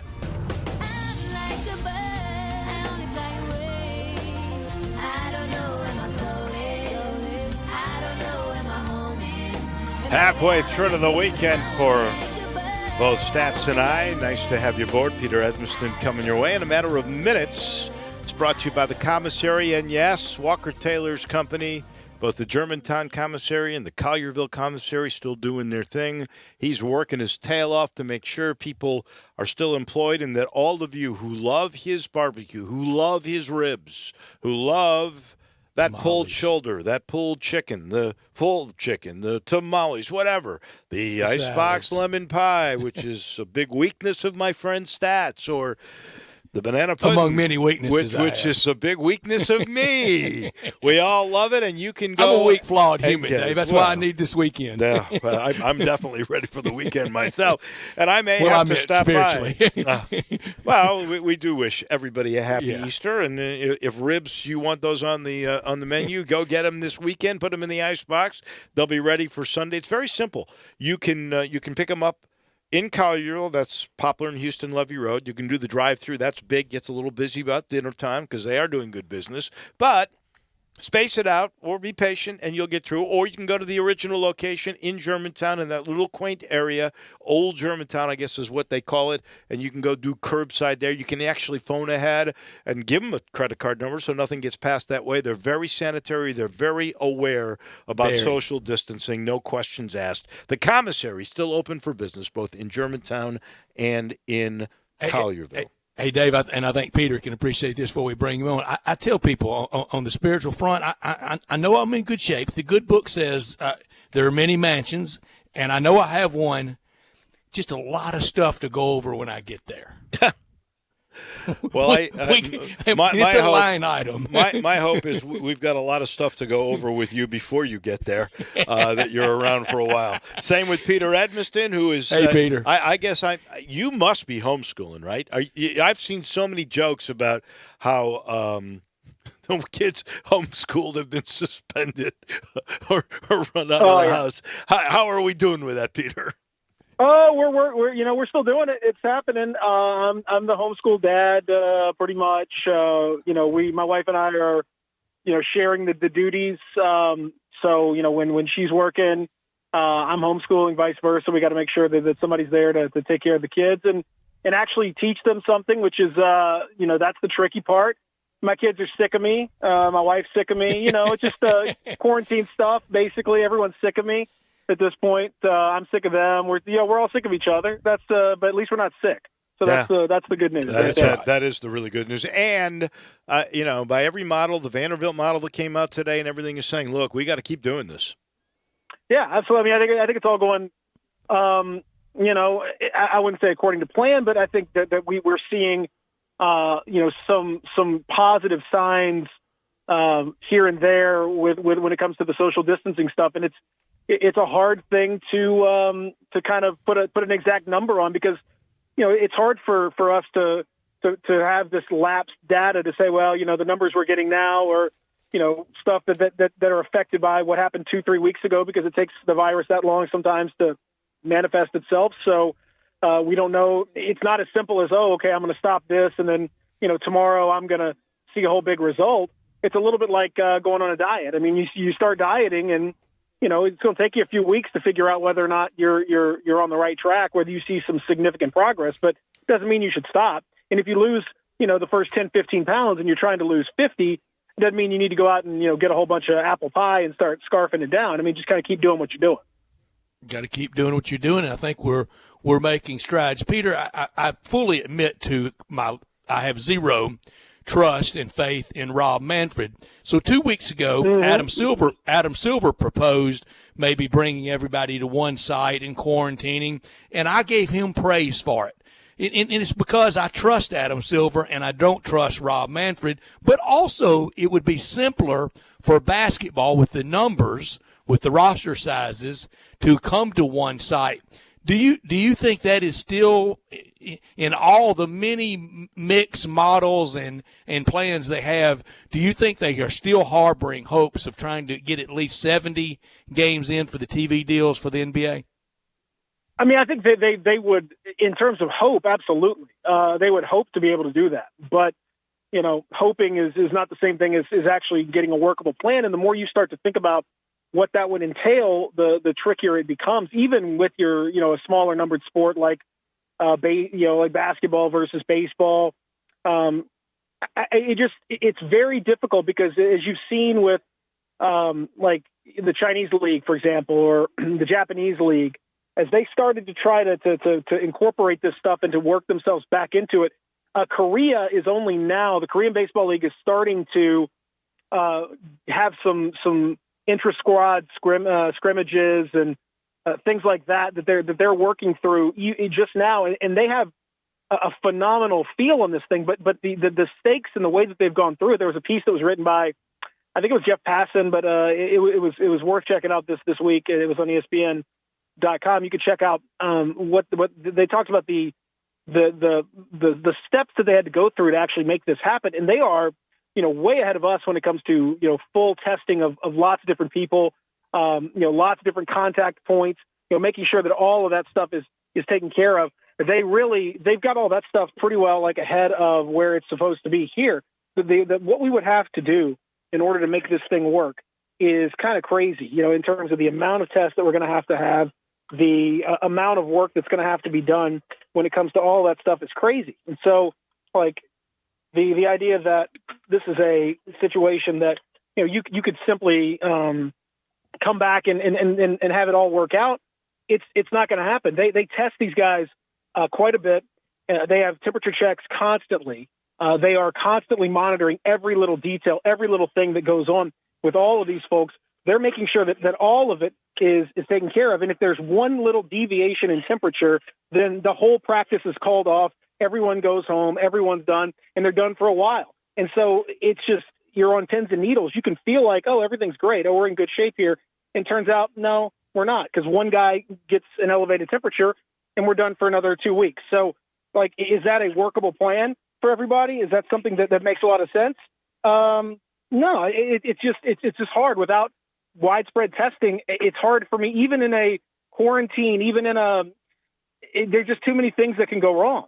Well, the PR aspect of it is also in question. If, I'm a 45 or 50-year-old person, middle-class person sitting somewhere thinking, man, maybe I need to get tested, and there's not an available test for me, or it's costly to go get it. And here's the NBA guys every day getting tested. How did they get all those tests? How fair is that? There would be that stigma that I think you have to get through too, which is we'd have to have a lot of tests available, probably those short-term 15-minute result tests in great abundance before that's workable. Absolutely. And again, you're right. I mean, like, why would, as much as we all love sports, and I really want sports to come back as quickly as possible for all sorts of reasons, it's just not workable. And it's not fair for sports to jump to the head of the line as opposed to, people in education, people in healthcare clearly deserve way more consideration than anybody when it comes to this sort of thing. So, no, it's just not. It's not workable, and we're a million miles away from that right now. I mean, I saw some, different modeling and different planning and sorts of things where, if you could get a workable test for everybody and everybody could be tested, 2 or 3 times over a 2-week period, and then you could, and we're talking everybody in the country. So you're talking, that's about the better part of a billion tests that would have to be produced. Then you could isolate the folks that are positive. You could do contact tracing, figure out who they've gotten. If you had that kind of stuff, then sure, we could knock this thing down a little bit. But having that kind of stuff, we're so far away from that it's not even worth talking about. So million miles from it. To me, it feels like there was a professor in San Jose this week who was asked about it, another one at UCLA. Both said you'll be lucky to have sports by Thanksgiving, and you should be happy if you get it. That was their kind of medical thought, because there's so many things that have to happen. There's so many things that can go wrong. And we're talking about with reduced crowds now. We're not talking about with crowds. They've all but said crowds are 2021. You just go ahead and assume that. We're talking without crowds. I mean, Dana White, for God's sake, UFC honcho, tried to have UFC 249 by hook or by crook. This dude wanted to have it so bad. And finally, Disney had to call the state of California and other people and say, stop this guy from doing this. Yeah. He wanted to do it on an Call island. the governor. It was like we're talking Mortal Kombat. We're talking, this is a movie. He's putting these people on an island and just having them fight each other. We don't need it that bad. I just stop. You know what I mean? At least Dana White was honest. He said, well, first the head honcho from Disney, then the head honcho from ESPN called me and told me not to do it, and I guess I'm not doing it. No, come on, man. So Peter, your answer to this: do we crown an NBA champion for the 2019-2020 season? The more I think about it, the more I say no. I don't think so. I thought, this whole thing is just continually a learning process. All of us are learning. This is extremely unprecedented. So, none of us have any idea what to do, both on a personal level and then on a professional and global level. I thought there'd be some way to do it. I thought there'd be some way to make this thing happen. I figured we'd be able to do something. But over the course of this, coronavirus stuff, each time I've thought there was something that we could do, we really couldn't do it. You thought, well, there's going to be a way to have these NCAA tournament games. Well, there's going to be a way to have some football. There's going to be a way to have some this. There's going to be a way to have some basketball. There's going to be a way to do something. There's got to be a way to do. Surely we can have some of these shows. Surely we could do, some performances. Surely we can open movie theaters. No, surely we could open restaurants. No, we School. can't. Like school, something like you can't. No. Like at every turn, this is it has to be taken seriously. We're already, when we talked last week, I think the death total was around 3,500. Now it's at 18,000, and it's a staggering number. It's hard to imagine, and it's going to get worse, obviously, in the coming weeks. And I guess the other thing that irritates me about all this, guys, is like I feel like at the end of the day, I saw a study this morning where 61% of people wouldn't go to sports even if they were allowed to, because who's going to go right now? Like, I like sports. I want sports back. I need, obviously professionally it's something that's important, but is anyone in the mood? Like, are you going to want to go and just sit back and relax and surround yourself with thousands of people, even if they loosen the restrictions? Are you feeling comfortable doing that? Is that something that's good? No. I don't think people in society are going to do that. And here's one on a restaurant topic, on a food topic. I asked Dave and Drew the other day the last time they shook hands with somebody if they could remember. I did remember. It was on Friday the 13th of March. Last time I shook hands. The next time I shake hands, it could be forever. When do you want to dive into a buffet at a restaurant next time? Oh, when are the kids jumping back into the ball pit at Chuck E. Cheese? I mean, come on. Like, that ain't gonna, boy, you're not kidding. That's a lot of germs there, baby. Who's getting on? With respect to all my friends at the Delta Fair, who's jumping on the old zipper when that thing hasn't been wiped down? Who's jumping on the old Ferris wheel? There's all sorts of things now that you go back and watch and you sort of take for granted that we were just really damn lucky that we didn't, have a whole lot of other stuff like this previously. No, I saw Dr. Fauci say, he doesn't think that we should be shaking hands ever again. Ever, right? Maybe not. I mean, that's not the certainly not the worst idea in the world. In my mind, certainly not before we have vaccines and treatments, and we know that's a year to a year and a half away. Well, like the other thing too is that if you want to have some kind of a contact-based greeting. The fist bump, I learned this because of homeschooling, guys. I've identified some scientific stuff that I'm teaching my kids. Fist bumping transmits 1/20th of the germs of a handshake. Why? Why would that be? Because of the contact surface. You fist bump quickly. You go boom, and it's the knuckles down, which is not what you typically don't touch stuff with the back of your hand nearly as much as you touch with the front of your hand. With a handshake, you're gripping the front of your hand with the other front of the person's down there hand. In it. You're shaking for a second, 2 seconds, 3 seconds. Some people get really into it. Fist bump, you're on the outside where you're not really touching nearly as much stuff, and you're only going to boom for just a second. So and then you go in for the bro hug. Some germs. Yeah, it's not. Yeah, bro hug is a whole different deal. But you're not. You're not transmitting as much. But it's the thing we talk about with hand washing. It's just that hands are a perfect vector for germs. You're constantly using them. They're touching all kinds of stuff. Then they touch your face or your nose, your eyes, or wherever else. God knows where else those hands are going to go. Oh, yeah. And you just so the hands are kind of a perfect vector. So we can eliminate those from the discussion. I'll be a bumper. Whether it's a fist bump or an elbow bump or a forearm tap or whatever the hell it is. It's probably I'll do a curtsy. I'll be curtsy, a little bow. We can go Japanese style and go bow. That's great. Well, salute. You're not even going to touch. That works out too.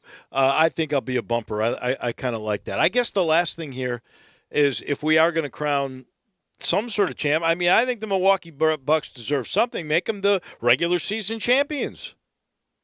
I mean, that would be fine to me. Like, here's one of the things I'm working on something for next week, a piece, and one of the things that's kind of an unanswered question is, Tyus Jones, who plays for the Grizzlies, has a incentive in his contract where if the Grizzlies win 33 games or more, he gets $850,000. Wow! So the Grizzlies right now are 32-33 and may not play another game. So what happens there? So Tyus has got a little more skin than most, and at least coming back for a couple more games until they get a win, and then he'll say shut it down at that point. But this is kind of unusual contract language. I don't know how that is done, but he's going to want something because he would have gotten it. I think it's pretty safe to say that the Grizzlies had 17 games left. They probably would not have gone 0-17. No. So he's probably looking at $850K. That Orlando game was a big game for him that last night of the year. Yeah. That could have been. What a bummer, man. I know, man. I know. So that's it's funny how life works out. He looked like he's been counting that money, since probably mid-January, saying, well, we're surely going to get to 33. I mean, that's no problem. The way we're playing right now, everything's great. And then, lo and behold, the entire world stops when the Grizzlies are on 32. So let's face it, 4 weeks ago, tough break. 4.5 weeks ago, you didn't know you'd be a homeschool science teacher. There you No, go. no, Now I did you not. are. No, I did not. And that's how we are. And I hope everybody was okay. I hope everybody had a good Passover as well, Dave. I don't know how all that played out over Zoom or anything else, video conferencing and stuff. It is all Zooming and video conferencing, and we really have a plague. That is for sure. There is a plague over the world right now. Peter, well, I hope it went well, and I wish you. a happy Easter as well to everybody this weekend. So it's we're in weird times, man. So all we can do is just come together and enjoy some drive-through margaritas, which I've managed to acquire for tonight. So that's always good too. There you go. Hope it's a great Easter for you and your family. We'll all come together again next Friday. Thank you. Sounds good. Thank you, Peter. Peter Edmus. You got it. We got to take a time out. We're back in a minute. This is Sports Time on Sports 56 with Wolo and Stats. Broadcasting from the Family Leisure Studio, we are Sports 56, 96.1 and 87.7. Hi, I'm Troy Fiveash, owner of Fiveash Roofing. Can anyone explain to me why anyone would care how I measure your roof? We have all heard about measuring your roof from outer space. Well, to be honest, there are aerial pictures that are taken every 4 years that can be used to measure a building, but it's not from outer space. Besides, no one, and I mean no one, can tell you what's wrong with your roof or even if you need one by using pictures that might be 4 years old. If you would rather do business with a family-owned and operated business with a lifelong tie to Memphis that refuses to mislead or use gimmicks, please give me a call. Best products, best warranties, and the best customer service we know how to provide. Fiveash Roofing, proud partner of the Memphis Tigers and the official roofer of the Memphis Tigers home team. Fiveash Roofing, fair, honest, and ethical. 367-0050 or memphisroofer.com. 367-0050 or memphisroofer.com. Fiveash Roofing, it's what we do. We're here for you. Farmers Insurance knows that there's a not-so-subtle difference between the sound of a car hitting your rear bumper and the sound of a clown car hitting your rear bumper. Whoa, whoa, whoa, whoa, whoa! Sorry about that. We call that a three-ring fender bender, and we covered it. Talk to a farmer's agent. They know a thing or two because they've seen a thing or two. Call Chad Gatlin at 901-235-1176 or get a fast quote at memphisfarmers.com. We are farmers. Bum, bum, bum, bum, bum, bum. Underwritten by Farmers Truck Fire Insurance Exchanges and Affiliates. Products not available in every state. Did you know nearly 40% of men under 40 and over 75% of men over the age of 40 experience sexual performance concerns? At the Memphis Men's Clinic, their experienced physician performs a comprehensive evaluation that determines which specific issues may interfere with your sexual performance. These issues can vary and range from anxiety to medical issues, low testosterone, or erectile dysfunction. The Memphis Men's Clinic has evaluated hundreds of men of all ages over the years and reestablished a normal sexual life. The Memphis Men's Clinic will work aggressively to resolve issues and allow you to restore your sexual health and overall well-being. That's the Memphis way. If you're 20 years old or 90 years old, come and get cared for the Memphis way. Treatment that's based on your specific needs after a professional clinical evaluation by their experienced board-certified physician. Call the Memphis Men's Clinic today at 901-443-0475 or visit memphismensclinic.com. I'm Dr. George Flynn, president of Flynn Broadcasting. On behalf of everyone associated with Flynn Broadcasting,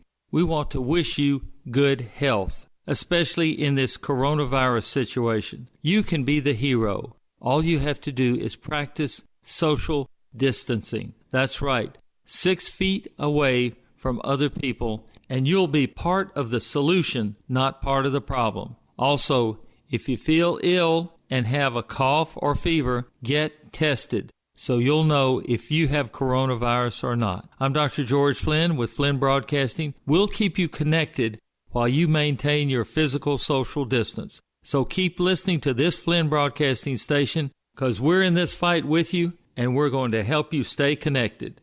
Now, more of Sports Time on Sports 56 with Wolo and Stats. This hour of Sports Time is brought to you by Homer Skelton Hyundai. Here once again are Dave Woloshin and Brad Norsworthy.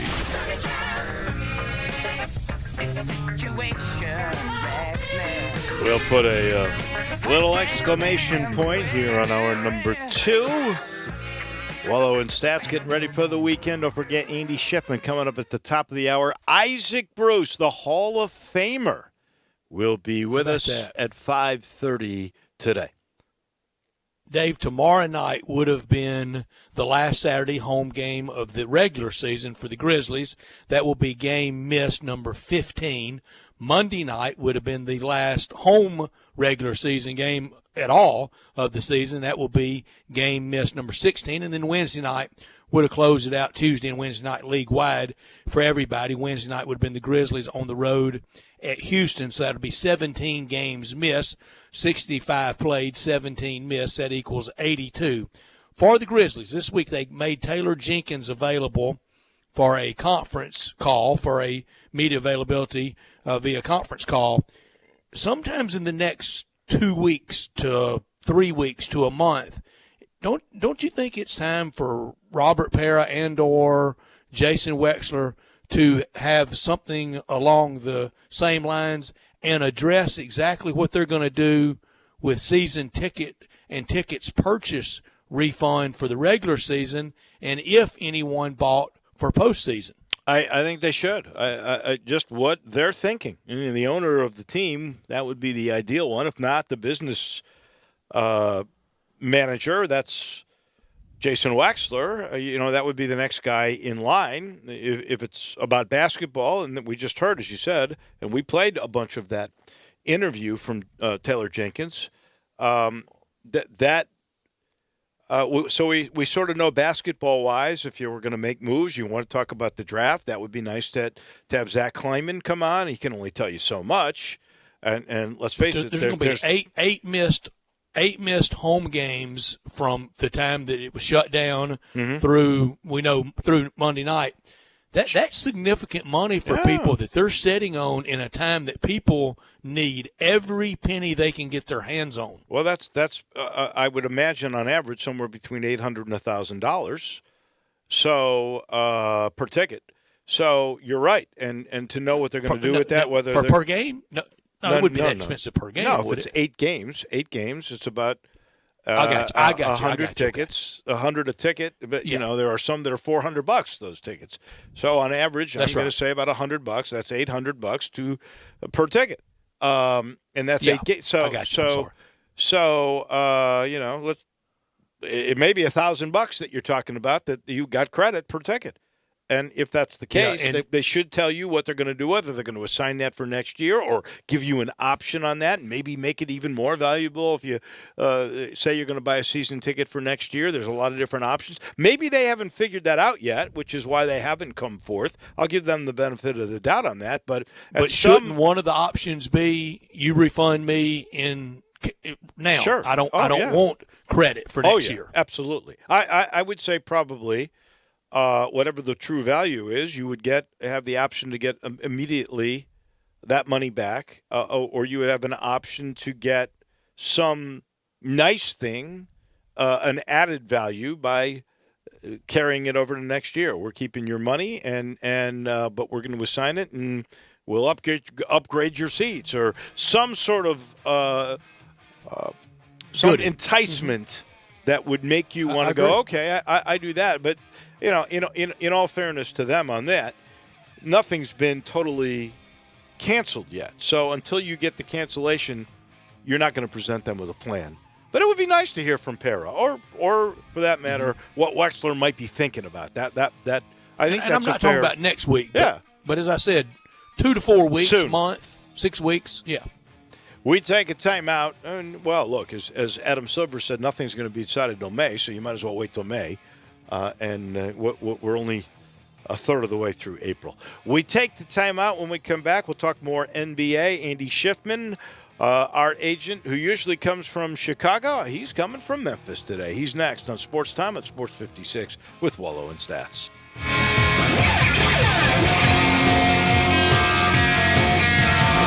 Do you know one of the best things you can do for your employees or family's health? Provide Arctic Clear bottled water. Arctic Clear bottled water is your locally owned and operated bottled water provider. Arctic Clear is 100% natural spring water with free delivery and setup, dependable service, and no long-term contracts. What an easy choice. Call Jeff Manus today, 901-382-2363, or visit arctic-clear.com. Arctic Clear bottled water. Call now, 382-2363. That's 382-2363.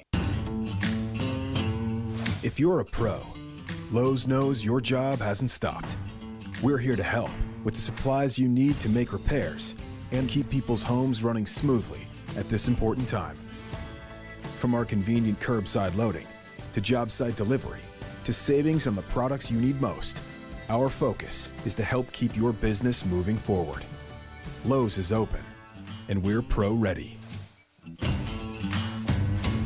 Hi, this is Greg Gaston from Sports 56 Middays. During this coronavirus pandemic, many of you are spending all day at home, and we remind you that you can stay in touch and connected through Sports 56. Turn us on your radio, computer, phone, or smart speaker, and stay up to date and connected with the community. Keep practicing social distancing, and remember to wash your hands often. And hopefully, before too long, we can get back to some sort of normalcy. Stay safe, stay healthy, and stay connected with Sports 56 and Sports56WHBQ.com. We are Sports 56 WHBQ Memphis, WIVG-FM Tunica Memphis, and WPG-FLP Memphis, Flynn Broadcasting Stations. Welcome back to Sports Time on Sports 56 with Wolo and Stats. This hour of Sports Time is brought to you by DeSoto Auto Sales. Here once again are Dave Woloshin and Brett Norsworthy.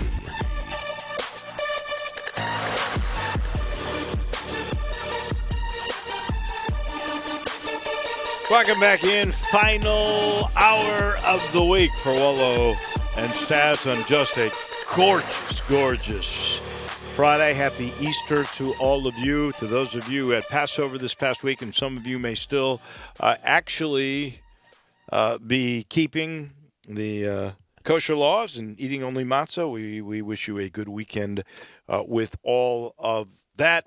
I do want to let everybody know what's going on today. You know that we are, thus far in Shelby County, 1,049 cases, 26 have passed away, 1,200 people tested positive at about an 12,000 people tested, at about an 8.8% positive rate. Today we learned that the mayor of Shelby County, Mayor Harris, he has decided to extend the stay-at-home order at least for another week. He would like to see a controlled access hour to grocery stores for seniors 55 and over, or for those with medical issues. Also today, the Vanderbilt study came out, the model that they were trying to really let us know what they think will happen within the state. And basically they're saying don't lift current restrictions, keep them as they are going. Basically, they're letting you know that if we stay status quo, the mid-May is the best case scenario for when we would be peaking. If we stayed as we are right now, it could be mid-June. But basically, the lesson of the Vanderbilt model today and their unveiling was keep doing what we're doing. Do not lift any of the stay-at-home sanctions as of yet. Andy Schiffman, our friend from Chicago and basketball agent, will join us and talk the NBA. He's been great to us on Fridays since November. I don't know how long we'll visit with Andy, as the season might go well into the summer, but we love having him every Friday. We get to Andy Schiffman after I tell you about the sponsor of this hour, and that's DeSoto Auto Sales down on Goodman Road at 5704 Goodman Road, 662-890-7184, online at DeSotoAutoSales.com. Kind, courteous employees, laid-back atmosphere at DeSoto Auto Sales, and they care about your time. They want you to have the ultimate car experience because they know We live in a world today that time really matters, and you walk in DeSoto Auto Sales, test drive your car, meet with your sales rep, credit approved, you're gone in about 45 minutes. It's that easy. Every make, every model. If it's not on the lot at DeSoto Auto Sales, they'll go out and find it for you. All the cars test driven, all the cars checked out bumper to bumper, every make, every model at DeSoto Auto Sales. Check out the referrals at DeSotoAutosales.com at 5704 Goodman Road. Come on down to DeSoto County for that town and country experience at DeSoto Auto Sales. Andy Schiffman, our friend who usually comes with us from Chicago. I believe he's home. You're still here, aren't you, Andy? Still coming at you from Memphis, Tennessee. That's right. Good. Glad that you're here. Glad that you're safe. It's a little rougher in Chicago, I think, than it is in Memphis, Tennessee. And so we're really happy to have you with us. We've been talking. I kind of think as this plays out that there won't be a completion of this season. I think we should just say, you know what, if that's the case, and I know they're not going to decide anything until May, but the Milwaukee Bucks should be what we would call a regular season champion. Your thoughts? It's funny. This morning I was speaking with a friend of mine who works for the Bucks, and he asked me, as an agent, would I want the season to continue? And it's an obvious yes, both for financial reasons, but both because I love basketball and I'd love to see this season be salvaged. And I said, hey, if there's one team that has to have this season continue, I'm sure it's you guys. He's like, oh, no, absolutely. I mean, they were on track with a real chance to win an NBA championship, and they absolutely want the season to continue. And maybe some of the bottom feeder teams would not be quite as passionate about advocating for the season to resume. But the Bucks, teams like the Clippers, Lakers, Nuggets, what have you, even the Raptors, absolutely, they like the season to continue to play out at least some sort of idea of the playoffs. I, quite honestly, don't think any team will be crowned champion. I think you can see this in the record books with an asterisk by the Bucks, who finish with the best record in the NBA, but they won't go so far as to crown a champion. That's just my opinion. But I will tell you, I've had a few calls with the Players Association over the last week since we spoke last Friday, and it stands true, guys. Everyone around professional basketball in the NBA is still optimistic that they can resume the season. They are still trying to do everything that they can to have safeguards in place to resume the season, while also being cognizant of players' health and team personnel's health and well-being, and they're kicking around tons of models and ideas. They just have not gotten to a point yet where they're going to have a certain date whereby a decision must be made. They have not began reducing players' salaries, which I'm sure we'll talk about today. So it goes back to everyone around the world and everyone in the NBA, players, coaches alike, front office personnel, the league. Everyone is just at the mercy of the timeline of how this thing evolves and how this thing unfolds. And anyone that might say, well, I think they're going to start this season on this date or resume the season, or we're going to start this on time or not going to have it at all because of X, Y, or Z, I think is a little bit naive, because the truth of the matter is nobody knows. Nobody knows, Andy. And the Bucks are an obvious one that would really be penalized by this. But what about this one? The Toronto Raptors with a very real chance to get hot in the postseason again, for Nick Nurse's team to go for the rare back-to-back, and over in the West with LeBron James going for another title, but also the Los Angeles Clippers. They've never even played in a Western Conference Finals before. They had the real chance. The Coach Malone and the Denver Nuggets, a real chance. And for two coaches, Mike D'Antoni in the West and Brett Brown in the East, they needed strong playoff runs, Andy. No, absolutely. There's a lot of teams that are feeling the heat, so to speak, just like you said, because you're talking about a coach like D'Antoni and Brett Brown that they're not solidified to be the team's head coach next season. So there's just a lot up in the air, and especially with D'Antoni and Houston. Houston was 40-24. They were experimenting with this whole notion of playing small ball. I don't think they could sustain that. And even GM Daryl Morey, I think he could potentially be on the hot seat. So there's so much up in the air, and it would be a shame for teams and individuals like these coaches to have their seasons cut short without being able to fully prove or show their worth, especially in the playoffs, when you do have a team like Houston, who had the sixth seed, I believe, in the West, and you same team with Philadelphia, who were there tied with the Pacers for the fifth seed in the West, or the East rather. And it would be a shame to cut it short and then have these organizations make a rash decision to get rid of a coach that has brought success there, but you just truly didn't get to vet it out and finish through the rest of the season because of this. Maybe I'm naive, but I think it's unfinished business, and therefore I think that Fertitta at Houston. Now the thing with Morey is a whole different ballgame because that has to do with politics and business in China. Although, I'm not so sure we still have the same regard for China that we might have had prior to this, based on this virus. But I don't think D'Antoni is going to get let go because he's going to say, hey, I was going to try this whole thing and it might have worked. We were going small ball and it was really going to be something and we didn't have a chance to try to play it out. And so I think he might get the benefit of the doubt. There's a lot of coaches that might have been under a lot of heat had this thing played out and that don't because or that won't because it just did not get finished, if that indeed is the case. But my question for you is, we just heard Peter quoting somebody who was, I think, a medical person that was saying, look, you're not really going to have sports till Thanksgiving. You need to get to that realization, which to me is a fair thing to say based on on no vaccine, based on the fact that we don't have enough tests yet that we could test as much as we'd like. And you're talking about a sport. It's not like golf where you're isolated. You're talking about banging on each other, sweating on each other. So I don't. If we get it by Thanksgiving, I mean, they're just going to have to say, guess what? This season's done. No, I don't think they should make that decision until they have to. And the best of all the commissioners right now, in my mind, is Adam Silver with the NBA, and he was smart enough to say we're not going to make any kind of decision until May. But when May comes, and unless something drastically changes, unless we find out through testing, we got 1 million people that are going to give us their plasma because they've got the antibodies now that have had the disease. We're not going to have a treatment in time to save this year's NBA season, in my mind.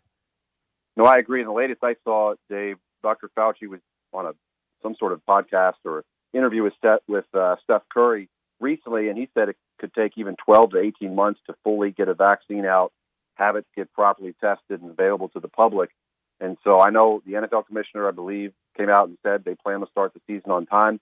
Again, I think that's a little naive. You just don't know. You can soft plan for that, but you still have to account for the uncertainty, which Adam Silver has absolutely done. And as sports fans, it's very disappointing for all of us. Now, obviously, there are bigger problems going on in the world, but you think about an entire Major League Baseball season. And I love going to those Cubs games up in Wrigley, but you think about an entire baseball season completely gone with no baseball being played, shortened NBA season, no playoffs, shortened, truncated, potentially NFL season, plus all of college sports. So it's definitely going to impact next season. And even if this thing is wrapped up and in a much better place come May or June, it will still impact next season because we've talked about it before, the whole uncertainty about even if this thing is managed, quote unquote managed, the idea of bringing thousands and thousands of people together in a small arena together to watch professional sports without a surefire, workable vaccine immunization in place, that is dangerous in and of itself. There have been players who have spoken out about professing that they would not be in favor of playing in front of empty arenas. The whole notion of, like you said, players in full contact sports playing against one another, referees, personnel all around the sidelines, sweaty competition. There's a lot of things that you really have to think about and take into account. And I think with all of these factors, like you said, I wouldn't be shocked if we don't see sports at all and basketball per se in 2020. But if that means that's what it takes to get this thing under control, then so be it. I'm never going to be one to sit there and push for a season both for entertainment purposes or financial purposes, and jeopardize everyone's health and safety and well-being. It's just not worth it in the long run. So we just got to get to a point, and I do believe that Adam Silver and Michelle Roberts, who's the head of the Players Association, have this at heart and have these players' best interests at heart. Get to a point where this thing is managed enough to where everyone is confident and comfortable going back and playing. Because the other thing, too, Dave, players, and I've talked to our own players about this, despite what the government says or if things reopen, the players have to be comfortable, and they're not going to be forced to go out there and play if they're uncomfortable. The NBA will not have that happen. Any surprise coaching retirements? Retirements? Well, I'm hesitant to say retirement. I do think there will be a lot of changes. Teams like potentially the Rockets, like we discussed. The Nets obviously will probably look outside and look to bring in a new coach to replace interim coach Jock Vaughn, in my opinion. And the news this week around the NBA is the Chicago Bulls bringing in Arturas Karnisovas from the Denver Nuggets to run basketball operations, and he's piecemealing potentially a new staff together. And I would not be shocked from my conversations if they look to replace Jim Boylan, who obviously is still under contract there, but the team has not had success under Boylan.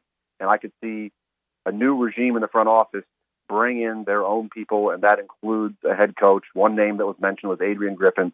And there are other top assistants out there that teams will take a hard look at like they do every offseason. When that offseason is, we just don't know. But a guy like Alex Jensen with the Utah Jazz, who I believe was mentioned for the Grizzlies job before Taylor Jenkins got it. There are a number of jobs. Ime Udoka with the Sixers is another young, up-and-coming coach that could definitely move into the ranks of a head coach in the near future. So I'm thinking retirement in terms of just elderly or older coaches, let's say, not elderly, but elderly coaches that might just kind of be on the outs. I don't quite think of anyone like that on the top of my head, but more so underachieving teams looking to replace their head coach and trying to salvage, start from scratch and start over and kind of build up again next season. I think you could definitely see that. Today, NBA teams basically announced they wanted to push the draft date back till at least August 1st from June 25th. Why do they want all this extra time? Well, look, one hand, I talked to a number of teams this week. All they're doing right now, is studying film. And there's rules that have come out now that have said NBA teams are unable to bring players in for individual team workouts. They are unable to even watch any film to try and level the playing field of any prospects working out after April 6th. So a team asked me, for your guys, can you record a workout, have them send it to you, because we're all scattered all over the U.S. right now, and then we can see that. I said, that's not even allowed. You cannot watch anything after April 6th. You can watch old workouts, you can watch games, whatever the case may be, and they are limiting the time you spend virtually with each prospect to 4 hours total and a maximum of 2 hours per week. And that is really consisting of interviews using Zoom, Skype, whatever the case may be. So interviews this offseason and heading into this draft will be hugely significant and important, so more so than in years past, when you can couple that with the combine, with their in-person visits that you're not going to have. And I guess I imagine they're trying to push the draft back just in any attempt whatsoever to have an NBA combine.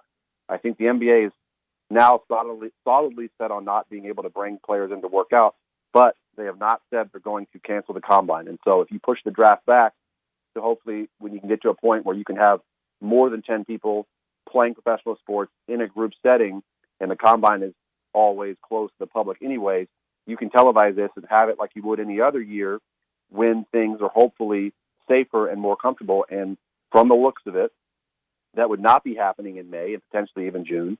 And the combine is typically held in May. And so I think if they talk about pushing this back to August, you hope that you might be able to have a combine later in the summer. That's the hope.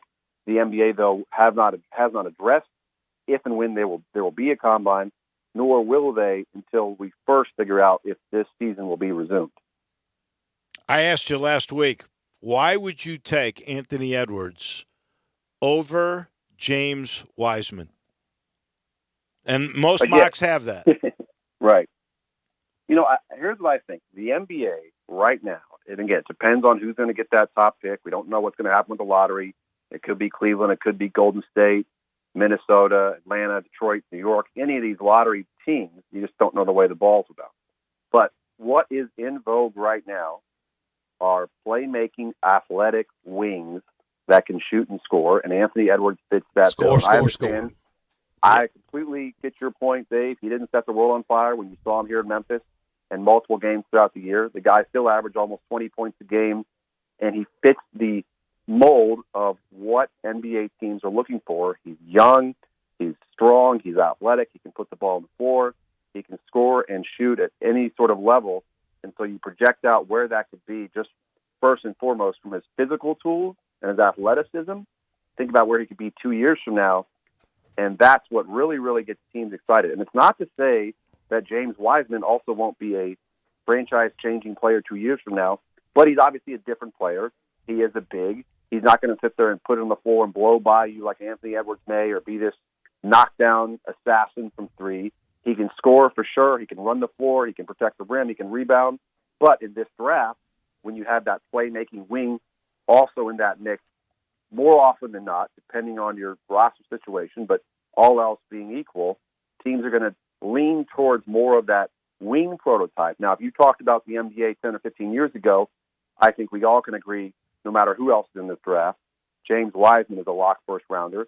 But in today's NBA, more of a premium is placed on wings than it is on bigs. It's just the nature of the game and how it's kind of transcended to this point.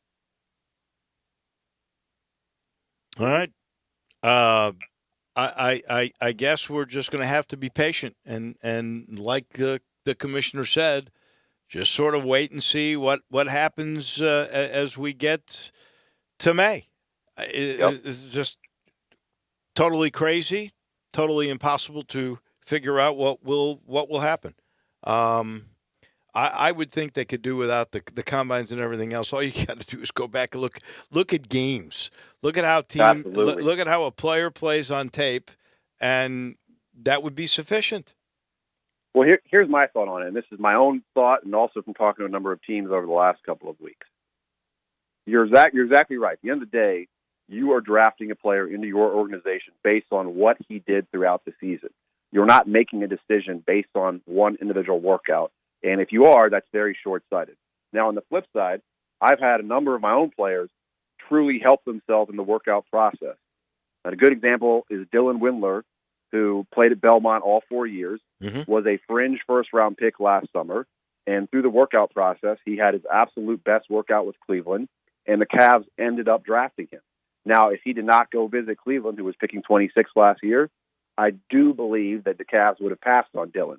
So they can definitely help a player, and they can turn some second-round prospects into a first-round prospect, and vice versa, these workouts we're talking about, as can the Combine. I've had players go out and set the world on fire at the Combine and really impress a lot of people, and so much so to the point where they have not even had to go participate in day two, because every now and then we'll get lucky and get a team to promise their first-round pick to that player if they shut it down after that first day at the Combine. And that does not happen, those promises, in that instance if there is no Combine. Not to say it won't happen at all. Teams will just be more weary to try to convince their owner to give up flexibility on draft night to make a promise when they haven't even had the kid in their building. They haven't seen them play since potentially February or March. There's a lot that can make an owner very concerned. And so I do think you really won't see many really kids that are talked about right now as second-round prospects make a huge leap on draft night. There'll definitely be some, but I think less compared to years past, and also the lack of promises. But the other thing this does, while this summer and for the foreseeable future leading into this draft, everyone is now on an even playing field, because it's not like some players can go work out for teams and others can't. But moving forward, there have been a number of times throughout a player's career where he's traded for or he is signed in free agency, and teams will say, man, I remember your workout when you came into Memphis to work out for the Grizzlies in 2020. You blew us away. Our coaches loved you, just getting to know you, visiting with you in person, what you did in that workout. And that absolutely resonates with teams when they go and potentially trade for players and sign them. And now when these rookies enter the NBA and that brotherhood, they're now among all these other players throughout their careers that have had that advantage going into their draft year of being able to work out for multiple teams and sit down in front of these other teams and visit with coaches face to face. And that absolutely has an impact. So now I tend to think, well, it's not the be-all, end-all taken out of the question that a team would ever trade or sign that player because they haven't had them in their gym. It definitely, all else being equal, is my point. If you're looking at trading for this player A and this player B, and player A came into your gym a couple of years ago and really was just a remarkable off-the-charts player, and you could feel that and see them being up close and personal, up close and personal. Same scenario for player B, but you had to try and experience that through a virtual interview using Zoom or Skype. Coach never really got to bring you in and put his hands on you and really feel what type of player you are and person you are from an in-person visit, because that stuff matters. I think that'll put some players behind the eight ball when it comes to those opportunities. It won't move heaven and earth for them, because at the end of the day, it matters what you do and how you produce on the court when you're in the NBA. But it could come into play and be impactful throughout their career. He is Andy Schiffman. We visit with him every Friday. We'll be doing it again next week. He's now back in Memphis for a little bit. Andy, thank you so much. We appreciate it, and I hope you have a very, very safe and healthy weekend. You too, guys. Appreciate it. Happy Easter, happy Passover as well. Stay safe. Bye-bye. Andy Schiffman. Always enjoy listening to what he's got to say. This portion of our program brought to you by the Spirit Shop. That's Eddie Connor and family, and they are at 4848 Poplar. That's Poplar and St. Nick. It's that little log cabin. You've seen it a million times, and that's the place to go by Spirits. Conveniently located right down the street from Clark Tower. You know where it is, and you know we can't go inside. That doesn't stop Eddie from bringing all those good primo spirits, bargain spirits, latest opportunities. He'll bring it out to you. You walk up and you can actually phone in what you want. Give a credit card. So, again, there's not the passing of cards or money. Just give the number if that's the way you prefer to do it, and let Eddie take care of you. If that's for wine, or if that's for bourbon or tequila, if that's for accessories, if that's for beer, if that's for something to rim your glass with, they've got the seasonings. They sell it all. If it has to do with spirits, they've got it at the Spirit Shop, where they will bring it to you curbside. I promise. The Spirit Shop at Poplar and St. Nick. Go say hello and tell them we sent you. We'll take a quick time out. When we come back, this should be fun. The latest class in the Pro Football Hall of Fame includes a former Tiger. His name is Isaac Bruce, and he is next on Sports Time on Sports 56 with Wolo and Stats. Sports 56 mornings with Peter Edmiston and C.J. Hertz. Weekdays from 7 to 10. Only on Sports 56, 96.1 and 87.7 FM. Hi, this is John Conway with Conway Services. Does your air conditioning system need Freon every year? It may be time for Conway Services' 16-point Energy Saver Super Tune-Up with a free leak check. Good news, it's Super Tune-Up time at Conway Services. We'll come out and perform our 16-point Energy Saver Super Tune-Up on your air conditioning system for only $69 with a free leak check. That's right, Conway Services' exclusive 16-point Energy Saver Super Tune-Up for only $69 with a free leak check. We'll remove years of dirt, grime, and leaves from your air conditioning system. It's like taking your air conditioner to a car wash, all for only $69. If that's not enough, we'll treat your unit with a special Teflon coating to help protect against the hot Memphis sun. So call Conway Services, the Mid-South's premier heating, cooling, plumbing, and electric service company at 384-3511. And call this week and ask for the early bird special, and we'll perform your super tune-up for only $57. Call 384-3511. Conway Services. Call Conway today. This is what Flo from Progressive sounds like in one of our commercials. You may have seen one. They're on TV occasionally. And speaking of motorcycle insurance rates, did you know that our basic motorcycle policies start at just $75 a year? And speaking of insurance, I just love... And this is how that same commercial sounds on your motorcycle. Yeah, everything's better on a bike. Progressive keeps you on yours. Get a quote in as little as 3 minutes at Progressive.com. Progressive Casualty Insurance Company and affiliates. Annual premium for basic liability policy not available in all states. Hey, sports fans, you already know the Butcher Shop has been a great Memphis tradition since 1981, and it still is. The Butcher Shop is absolutely open for your takeout with curbside pickup or Grubhub delivery because the Butcher Shop is still serving your favorite steaks, fish, and seafood. But now you can also pick them up raw and take them home to cook. You get the highest quality from the Butcher Shop and the comfort of home cooking. All wine and beer selections can be sold and picked up curbside as well. Plus, order curbside and pickup and receive 10% off your food order. And how about Burger Fridays? Treat your company to lunch, and the Butcher Shop will deliver Hamburger Friday any day of the week with all the fixins for just a minimum $250 order. The Butcher Shop is here for you, so don't worry about getting a great meal. The Butcher Shop has cooked or uncooked meals for curbside pickup or Grubhub delivery. Call 757-4244 or online at thebutchershop.com. The Butcher Shop at the Agri Center, Walnut Grove, and Germantown Parkway.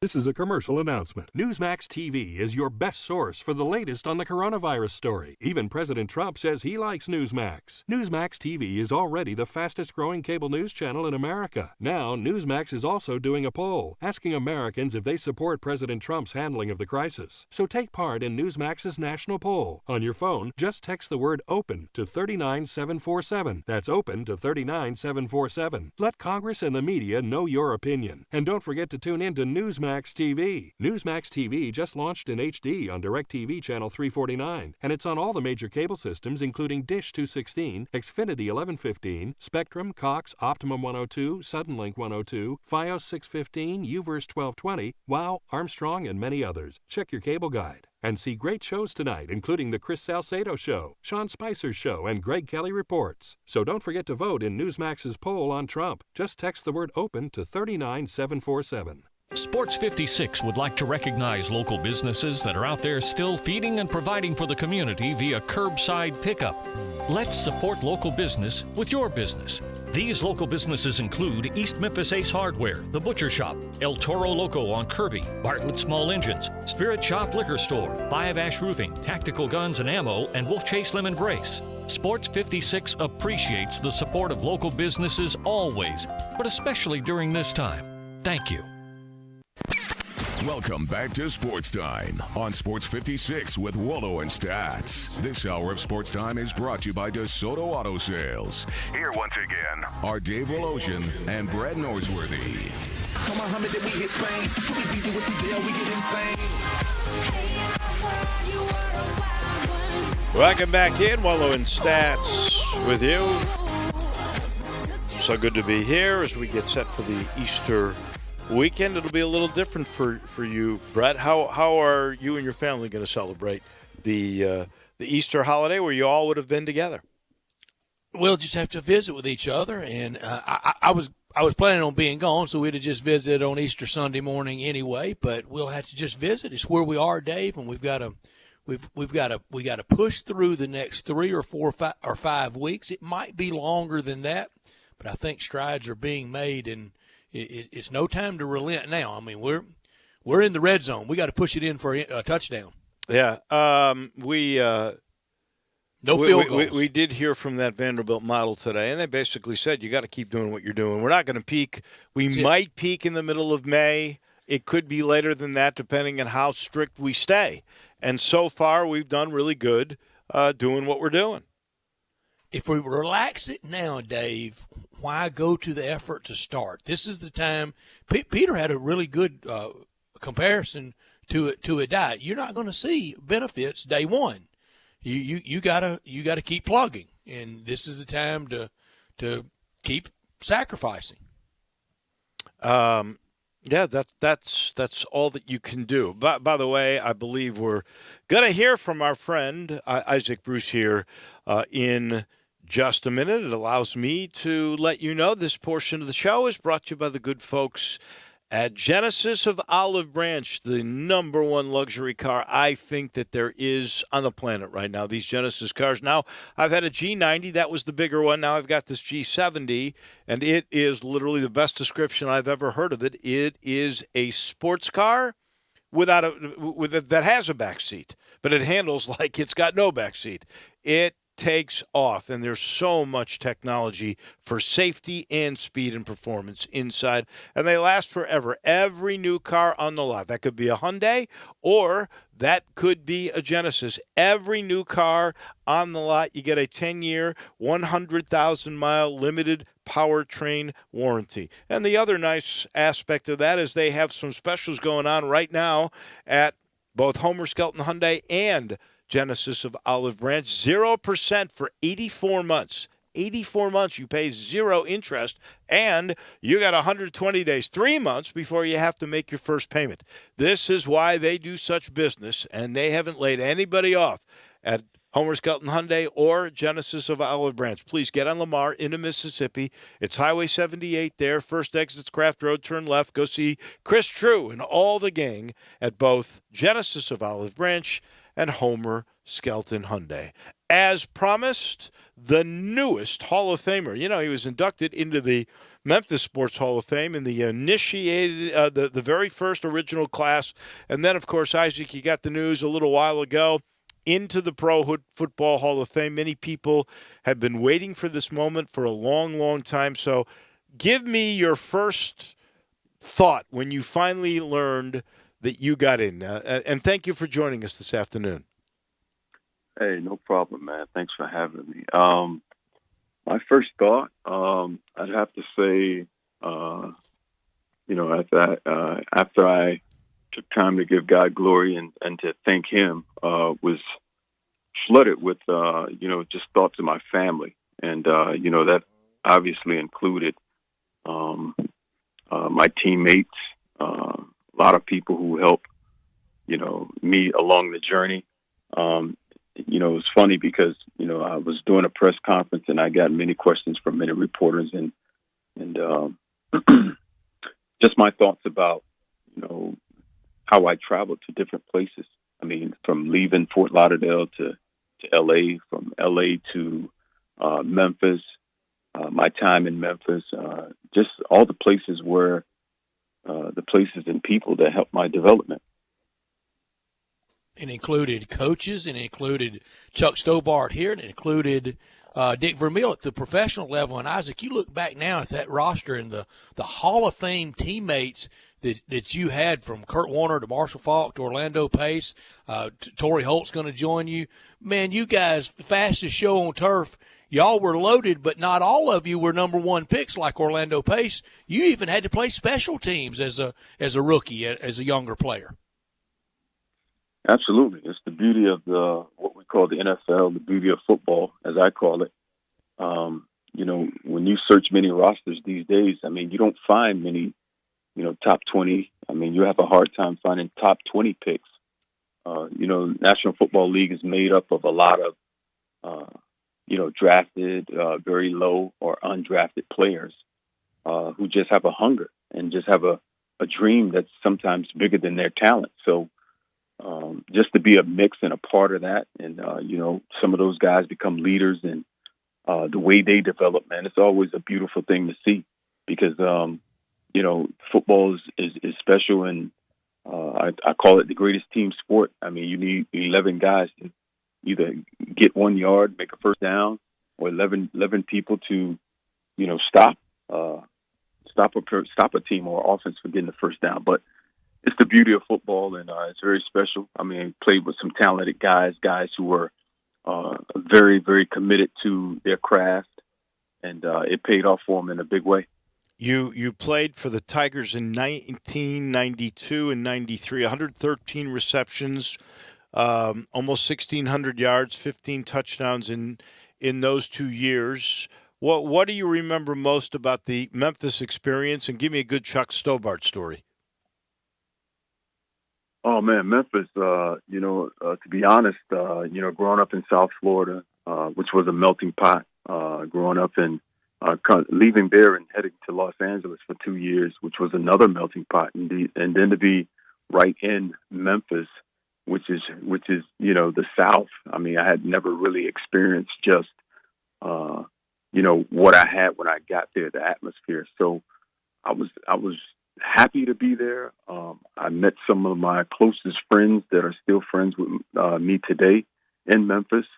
The heat was temperature-wise was I don't know if I've had it matched, throughout my journeys, but it was overwhelmingly hot in Memphis during my first training camps. But the people were genuine people. They were very knowledgeable of sports. They loved Memphis Tiger basketball, and I learned to love Memphis Tiger basketball. Just the guys that helped me develop, Randy Fietner, Coach Stobart. One of the biggest things about Coach Stobart, I always remember my first game versus Southern Miss down in Hattiesburg, Mississippi.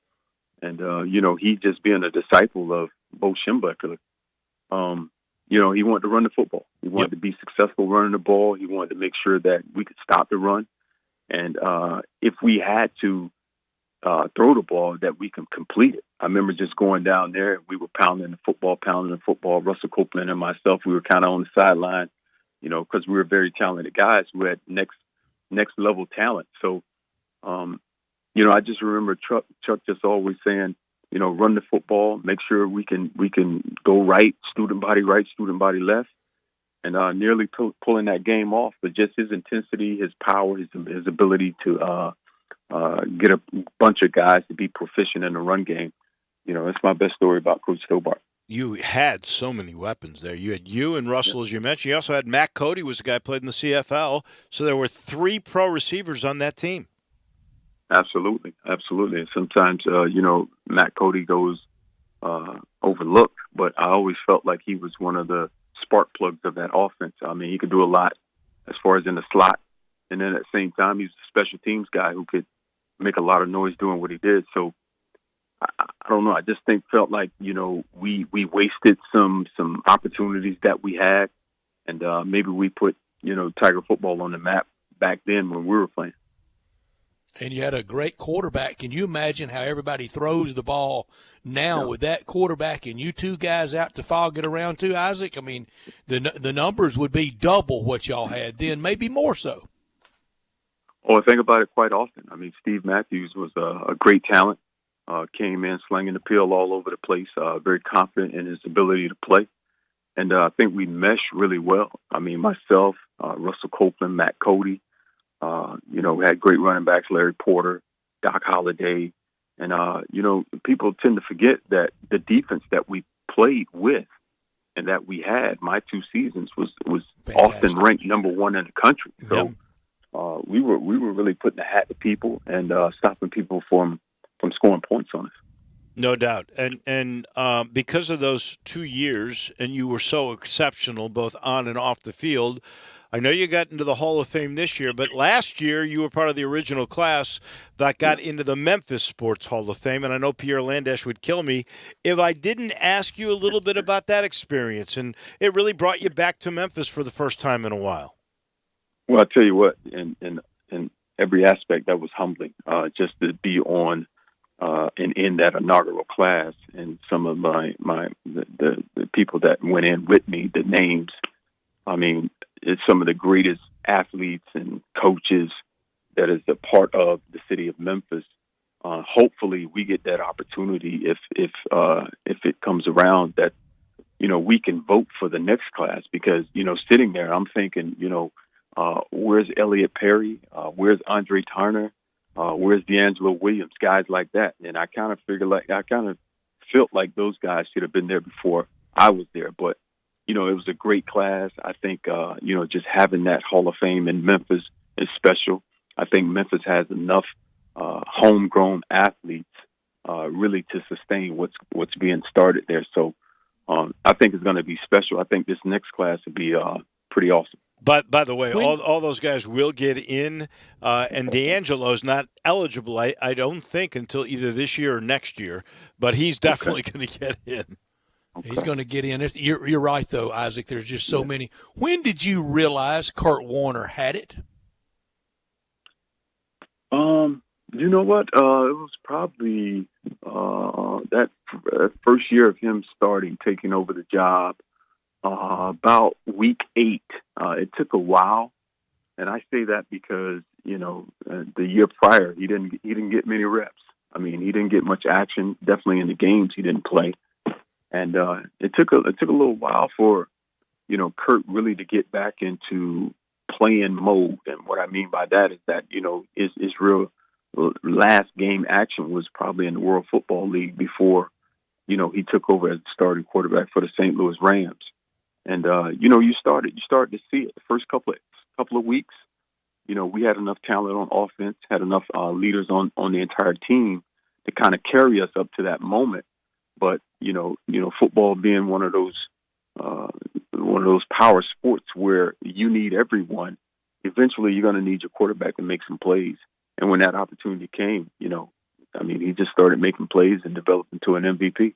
Since you brought up earlier Steve Matthews, I've often wondered this. We know he had that just awful injury in the game against Ole Miss. He did spend a little time in the NFL, I believe, with the Kansas City Chiefs. Isaac, would he have been a really good NFL quarterback had he not had that kind of injury he sustained? Well, at times the NFL is mostly about opportunity. I mean, he had a great senior year. He had a really good junior year and a great senior year prior to him breaking his leg versus Ole Miss. To end up still being drafted, I think 6th or 7th round.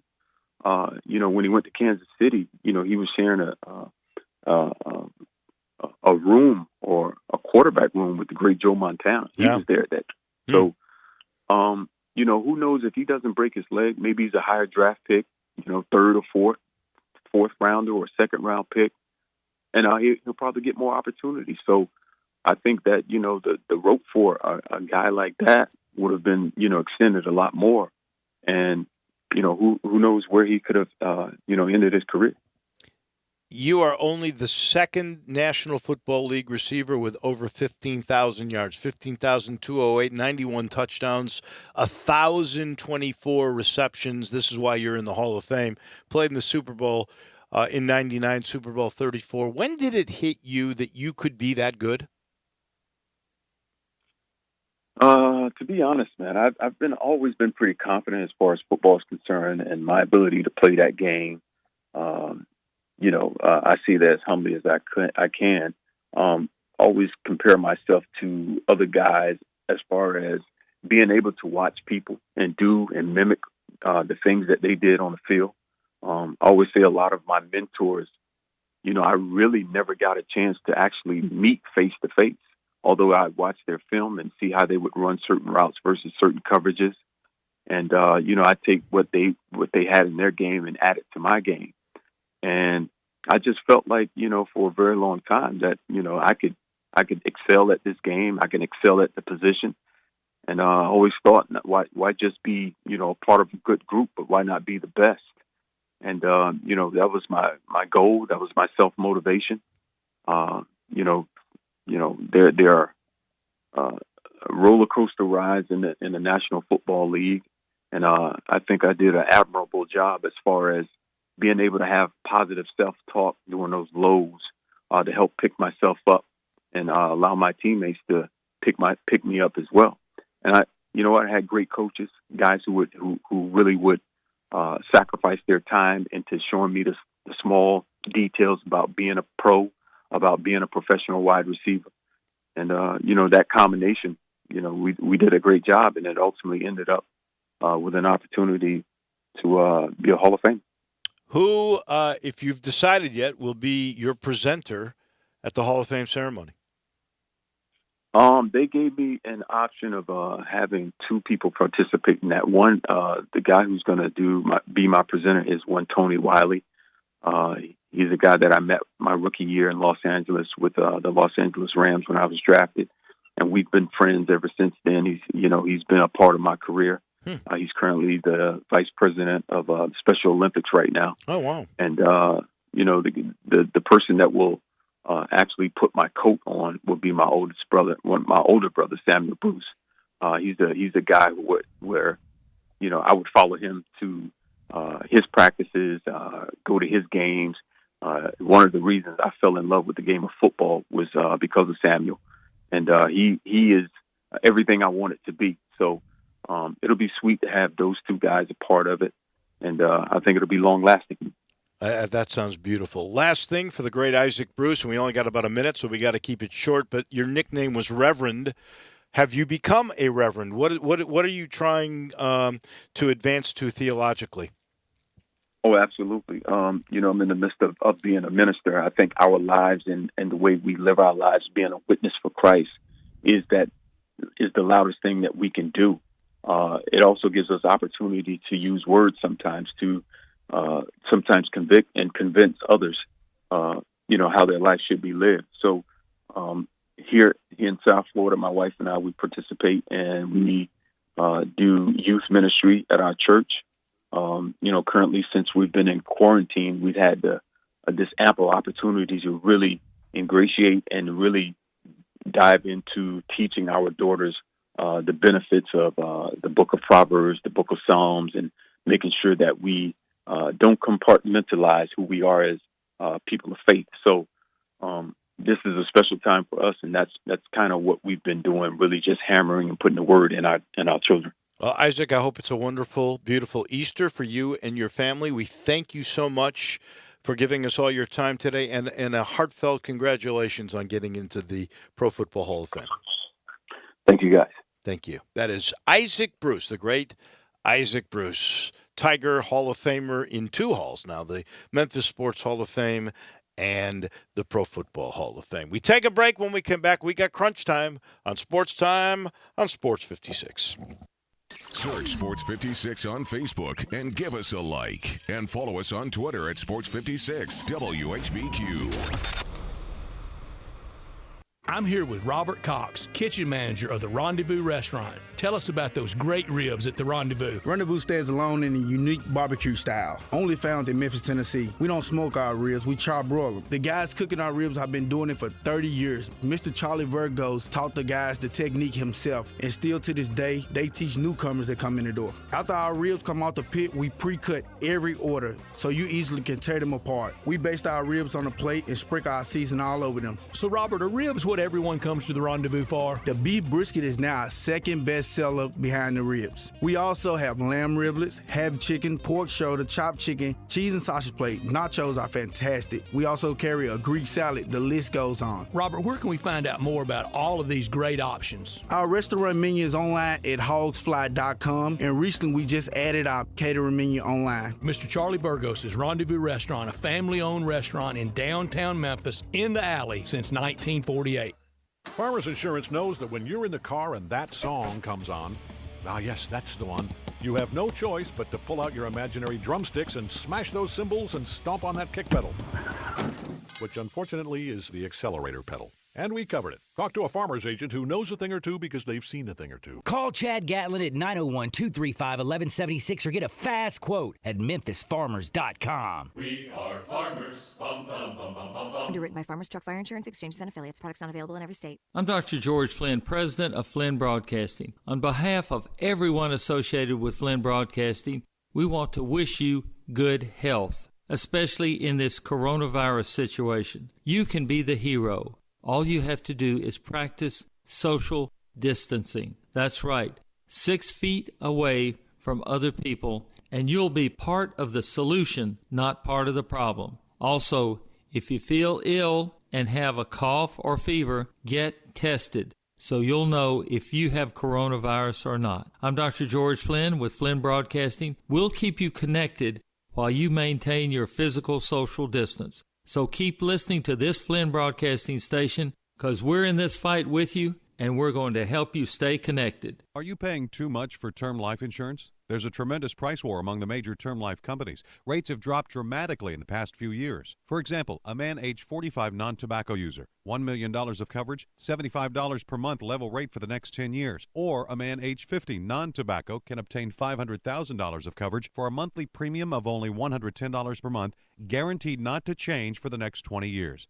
That's right, level rate guaranteed not to change for the next 20 years. If you're a smoker, we have great rates available for you as well. At Termbusters, we specialize in policies of $500,000 and above. If you're looking for new or replacement term life insurance, call today for a quote at 1-800-569-5440. That's 1-800-569-5440. You're probably paying more than you should. Call Termbusters, 1-800-569-5440, or visit our website at termbusters.net. Remember, 1-800-569-5440. Rates and availability may vary by state. Sample rate quotes based on preferred non-tobacco underwriting. Exam required to qualify. Welcome back to Sports Time on Sports 56 with Wolo and Stats. This hour of Sports Time is brought to you by DeSoto Auto Sales. Here once again are Dave Woloshin and Brett Norsworthy. 5 seconds left in the game. Do you believe in miracles? Yes! Go crazy, folks! Go crazy! This is Geraldo. It is crunch time. You are looking live. In your life have you seen anything like that? Take questions again for the student athletes at this time, please. What's happening, big dog? How you doing? Is this thing working? It's obviously crunch time. Hammer, nail, coffin. This baby is over. Woo! Woo! Time for Taco Bell Crunch Time. Taco Bell, home of the crispy tortilla chips, topped with a double portion of either seasoned beef or shredded chicken, plus refried beans, nacho cheese sauce, reduced fat sour cream, guacamole, and a 3-cheese blend. Nachos Bel Grande, heaping portion of chips, topped with ground beef, tomatoes, beans, nacho cheese sauce, and a dollop of sour cream. Taco Bell, home to great food you get on your way home real fast, and they bring you crunch time every day. Dave learned today, and we discussed it at some point in the next month and a half. I think we should hear from Robert Pera and or Jason Wexler. They need to have a media availability very similar to the one Taylor Jenkins had last week, and just find out exactly where everything stands from the local point of view, what season ticket holders and people that have already purchased tickets, how they're going to be refunded for the last 8 games of the year, and if any playoff tickets were sold. But I don't think there'll be any playoff games played, and we heard from several voices today, probably no champion crowned for the 1920 NBA season. That sure is the way it appears. I learned today Nikki McRae will be named the new head coach of the Mississippi State women's basketball team, and they are going to be really good next year. Whoa, she replaces they are. Vic Schaefer, who got a great job at Texas, and that's where he's from. He's from Austin. What a job he did there. She has been terrific. You know, she's a Collierville native. She's been an assistant at South Carolina with Dawn Staley, and then she's been the head coach the last 3 years at Old Dominion and did a terrific job there. She played 4 years for Pat Summitt at Tennessee. She was a gold medalist for the USA Olympic team in '96 and 2000, Hall of Fame member in the Basketball Hall of Fame in 2002, and I believe she was the very first Grizzlies television sideline reporter. She was. She was. Long before we had Rob Fisher, we did have Nikki McRae on the sidelines. Could have done without this today, and I don't know where the reporting has been, but, you know, with all the drama of when it opened, when the Army Field Hospital opened at the Seattle Seahawks CenturyLink Field, now 9 days later it's closing, never had a patient there. They didn't need it. That's good that we didn't need it. Yep. But we didn't have near the story of it closing as we did at opening. That's a good story that we should have heard more from. I guess I could have done it without Ohio State Athletic Director Gene Smith, but really I'm in agreement with him.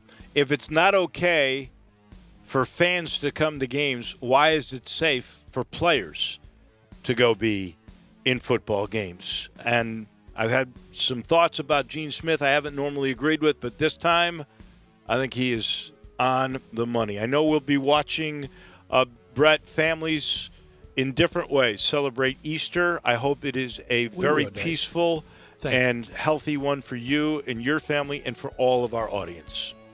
Have a great weekend. Same here. Everybody. Good night. Freeboy has been extended through March 31st. Hi, I'm John Conway with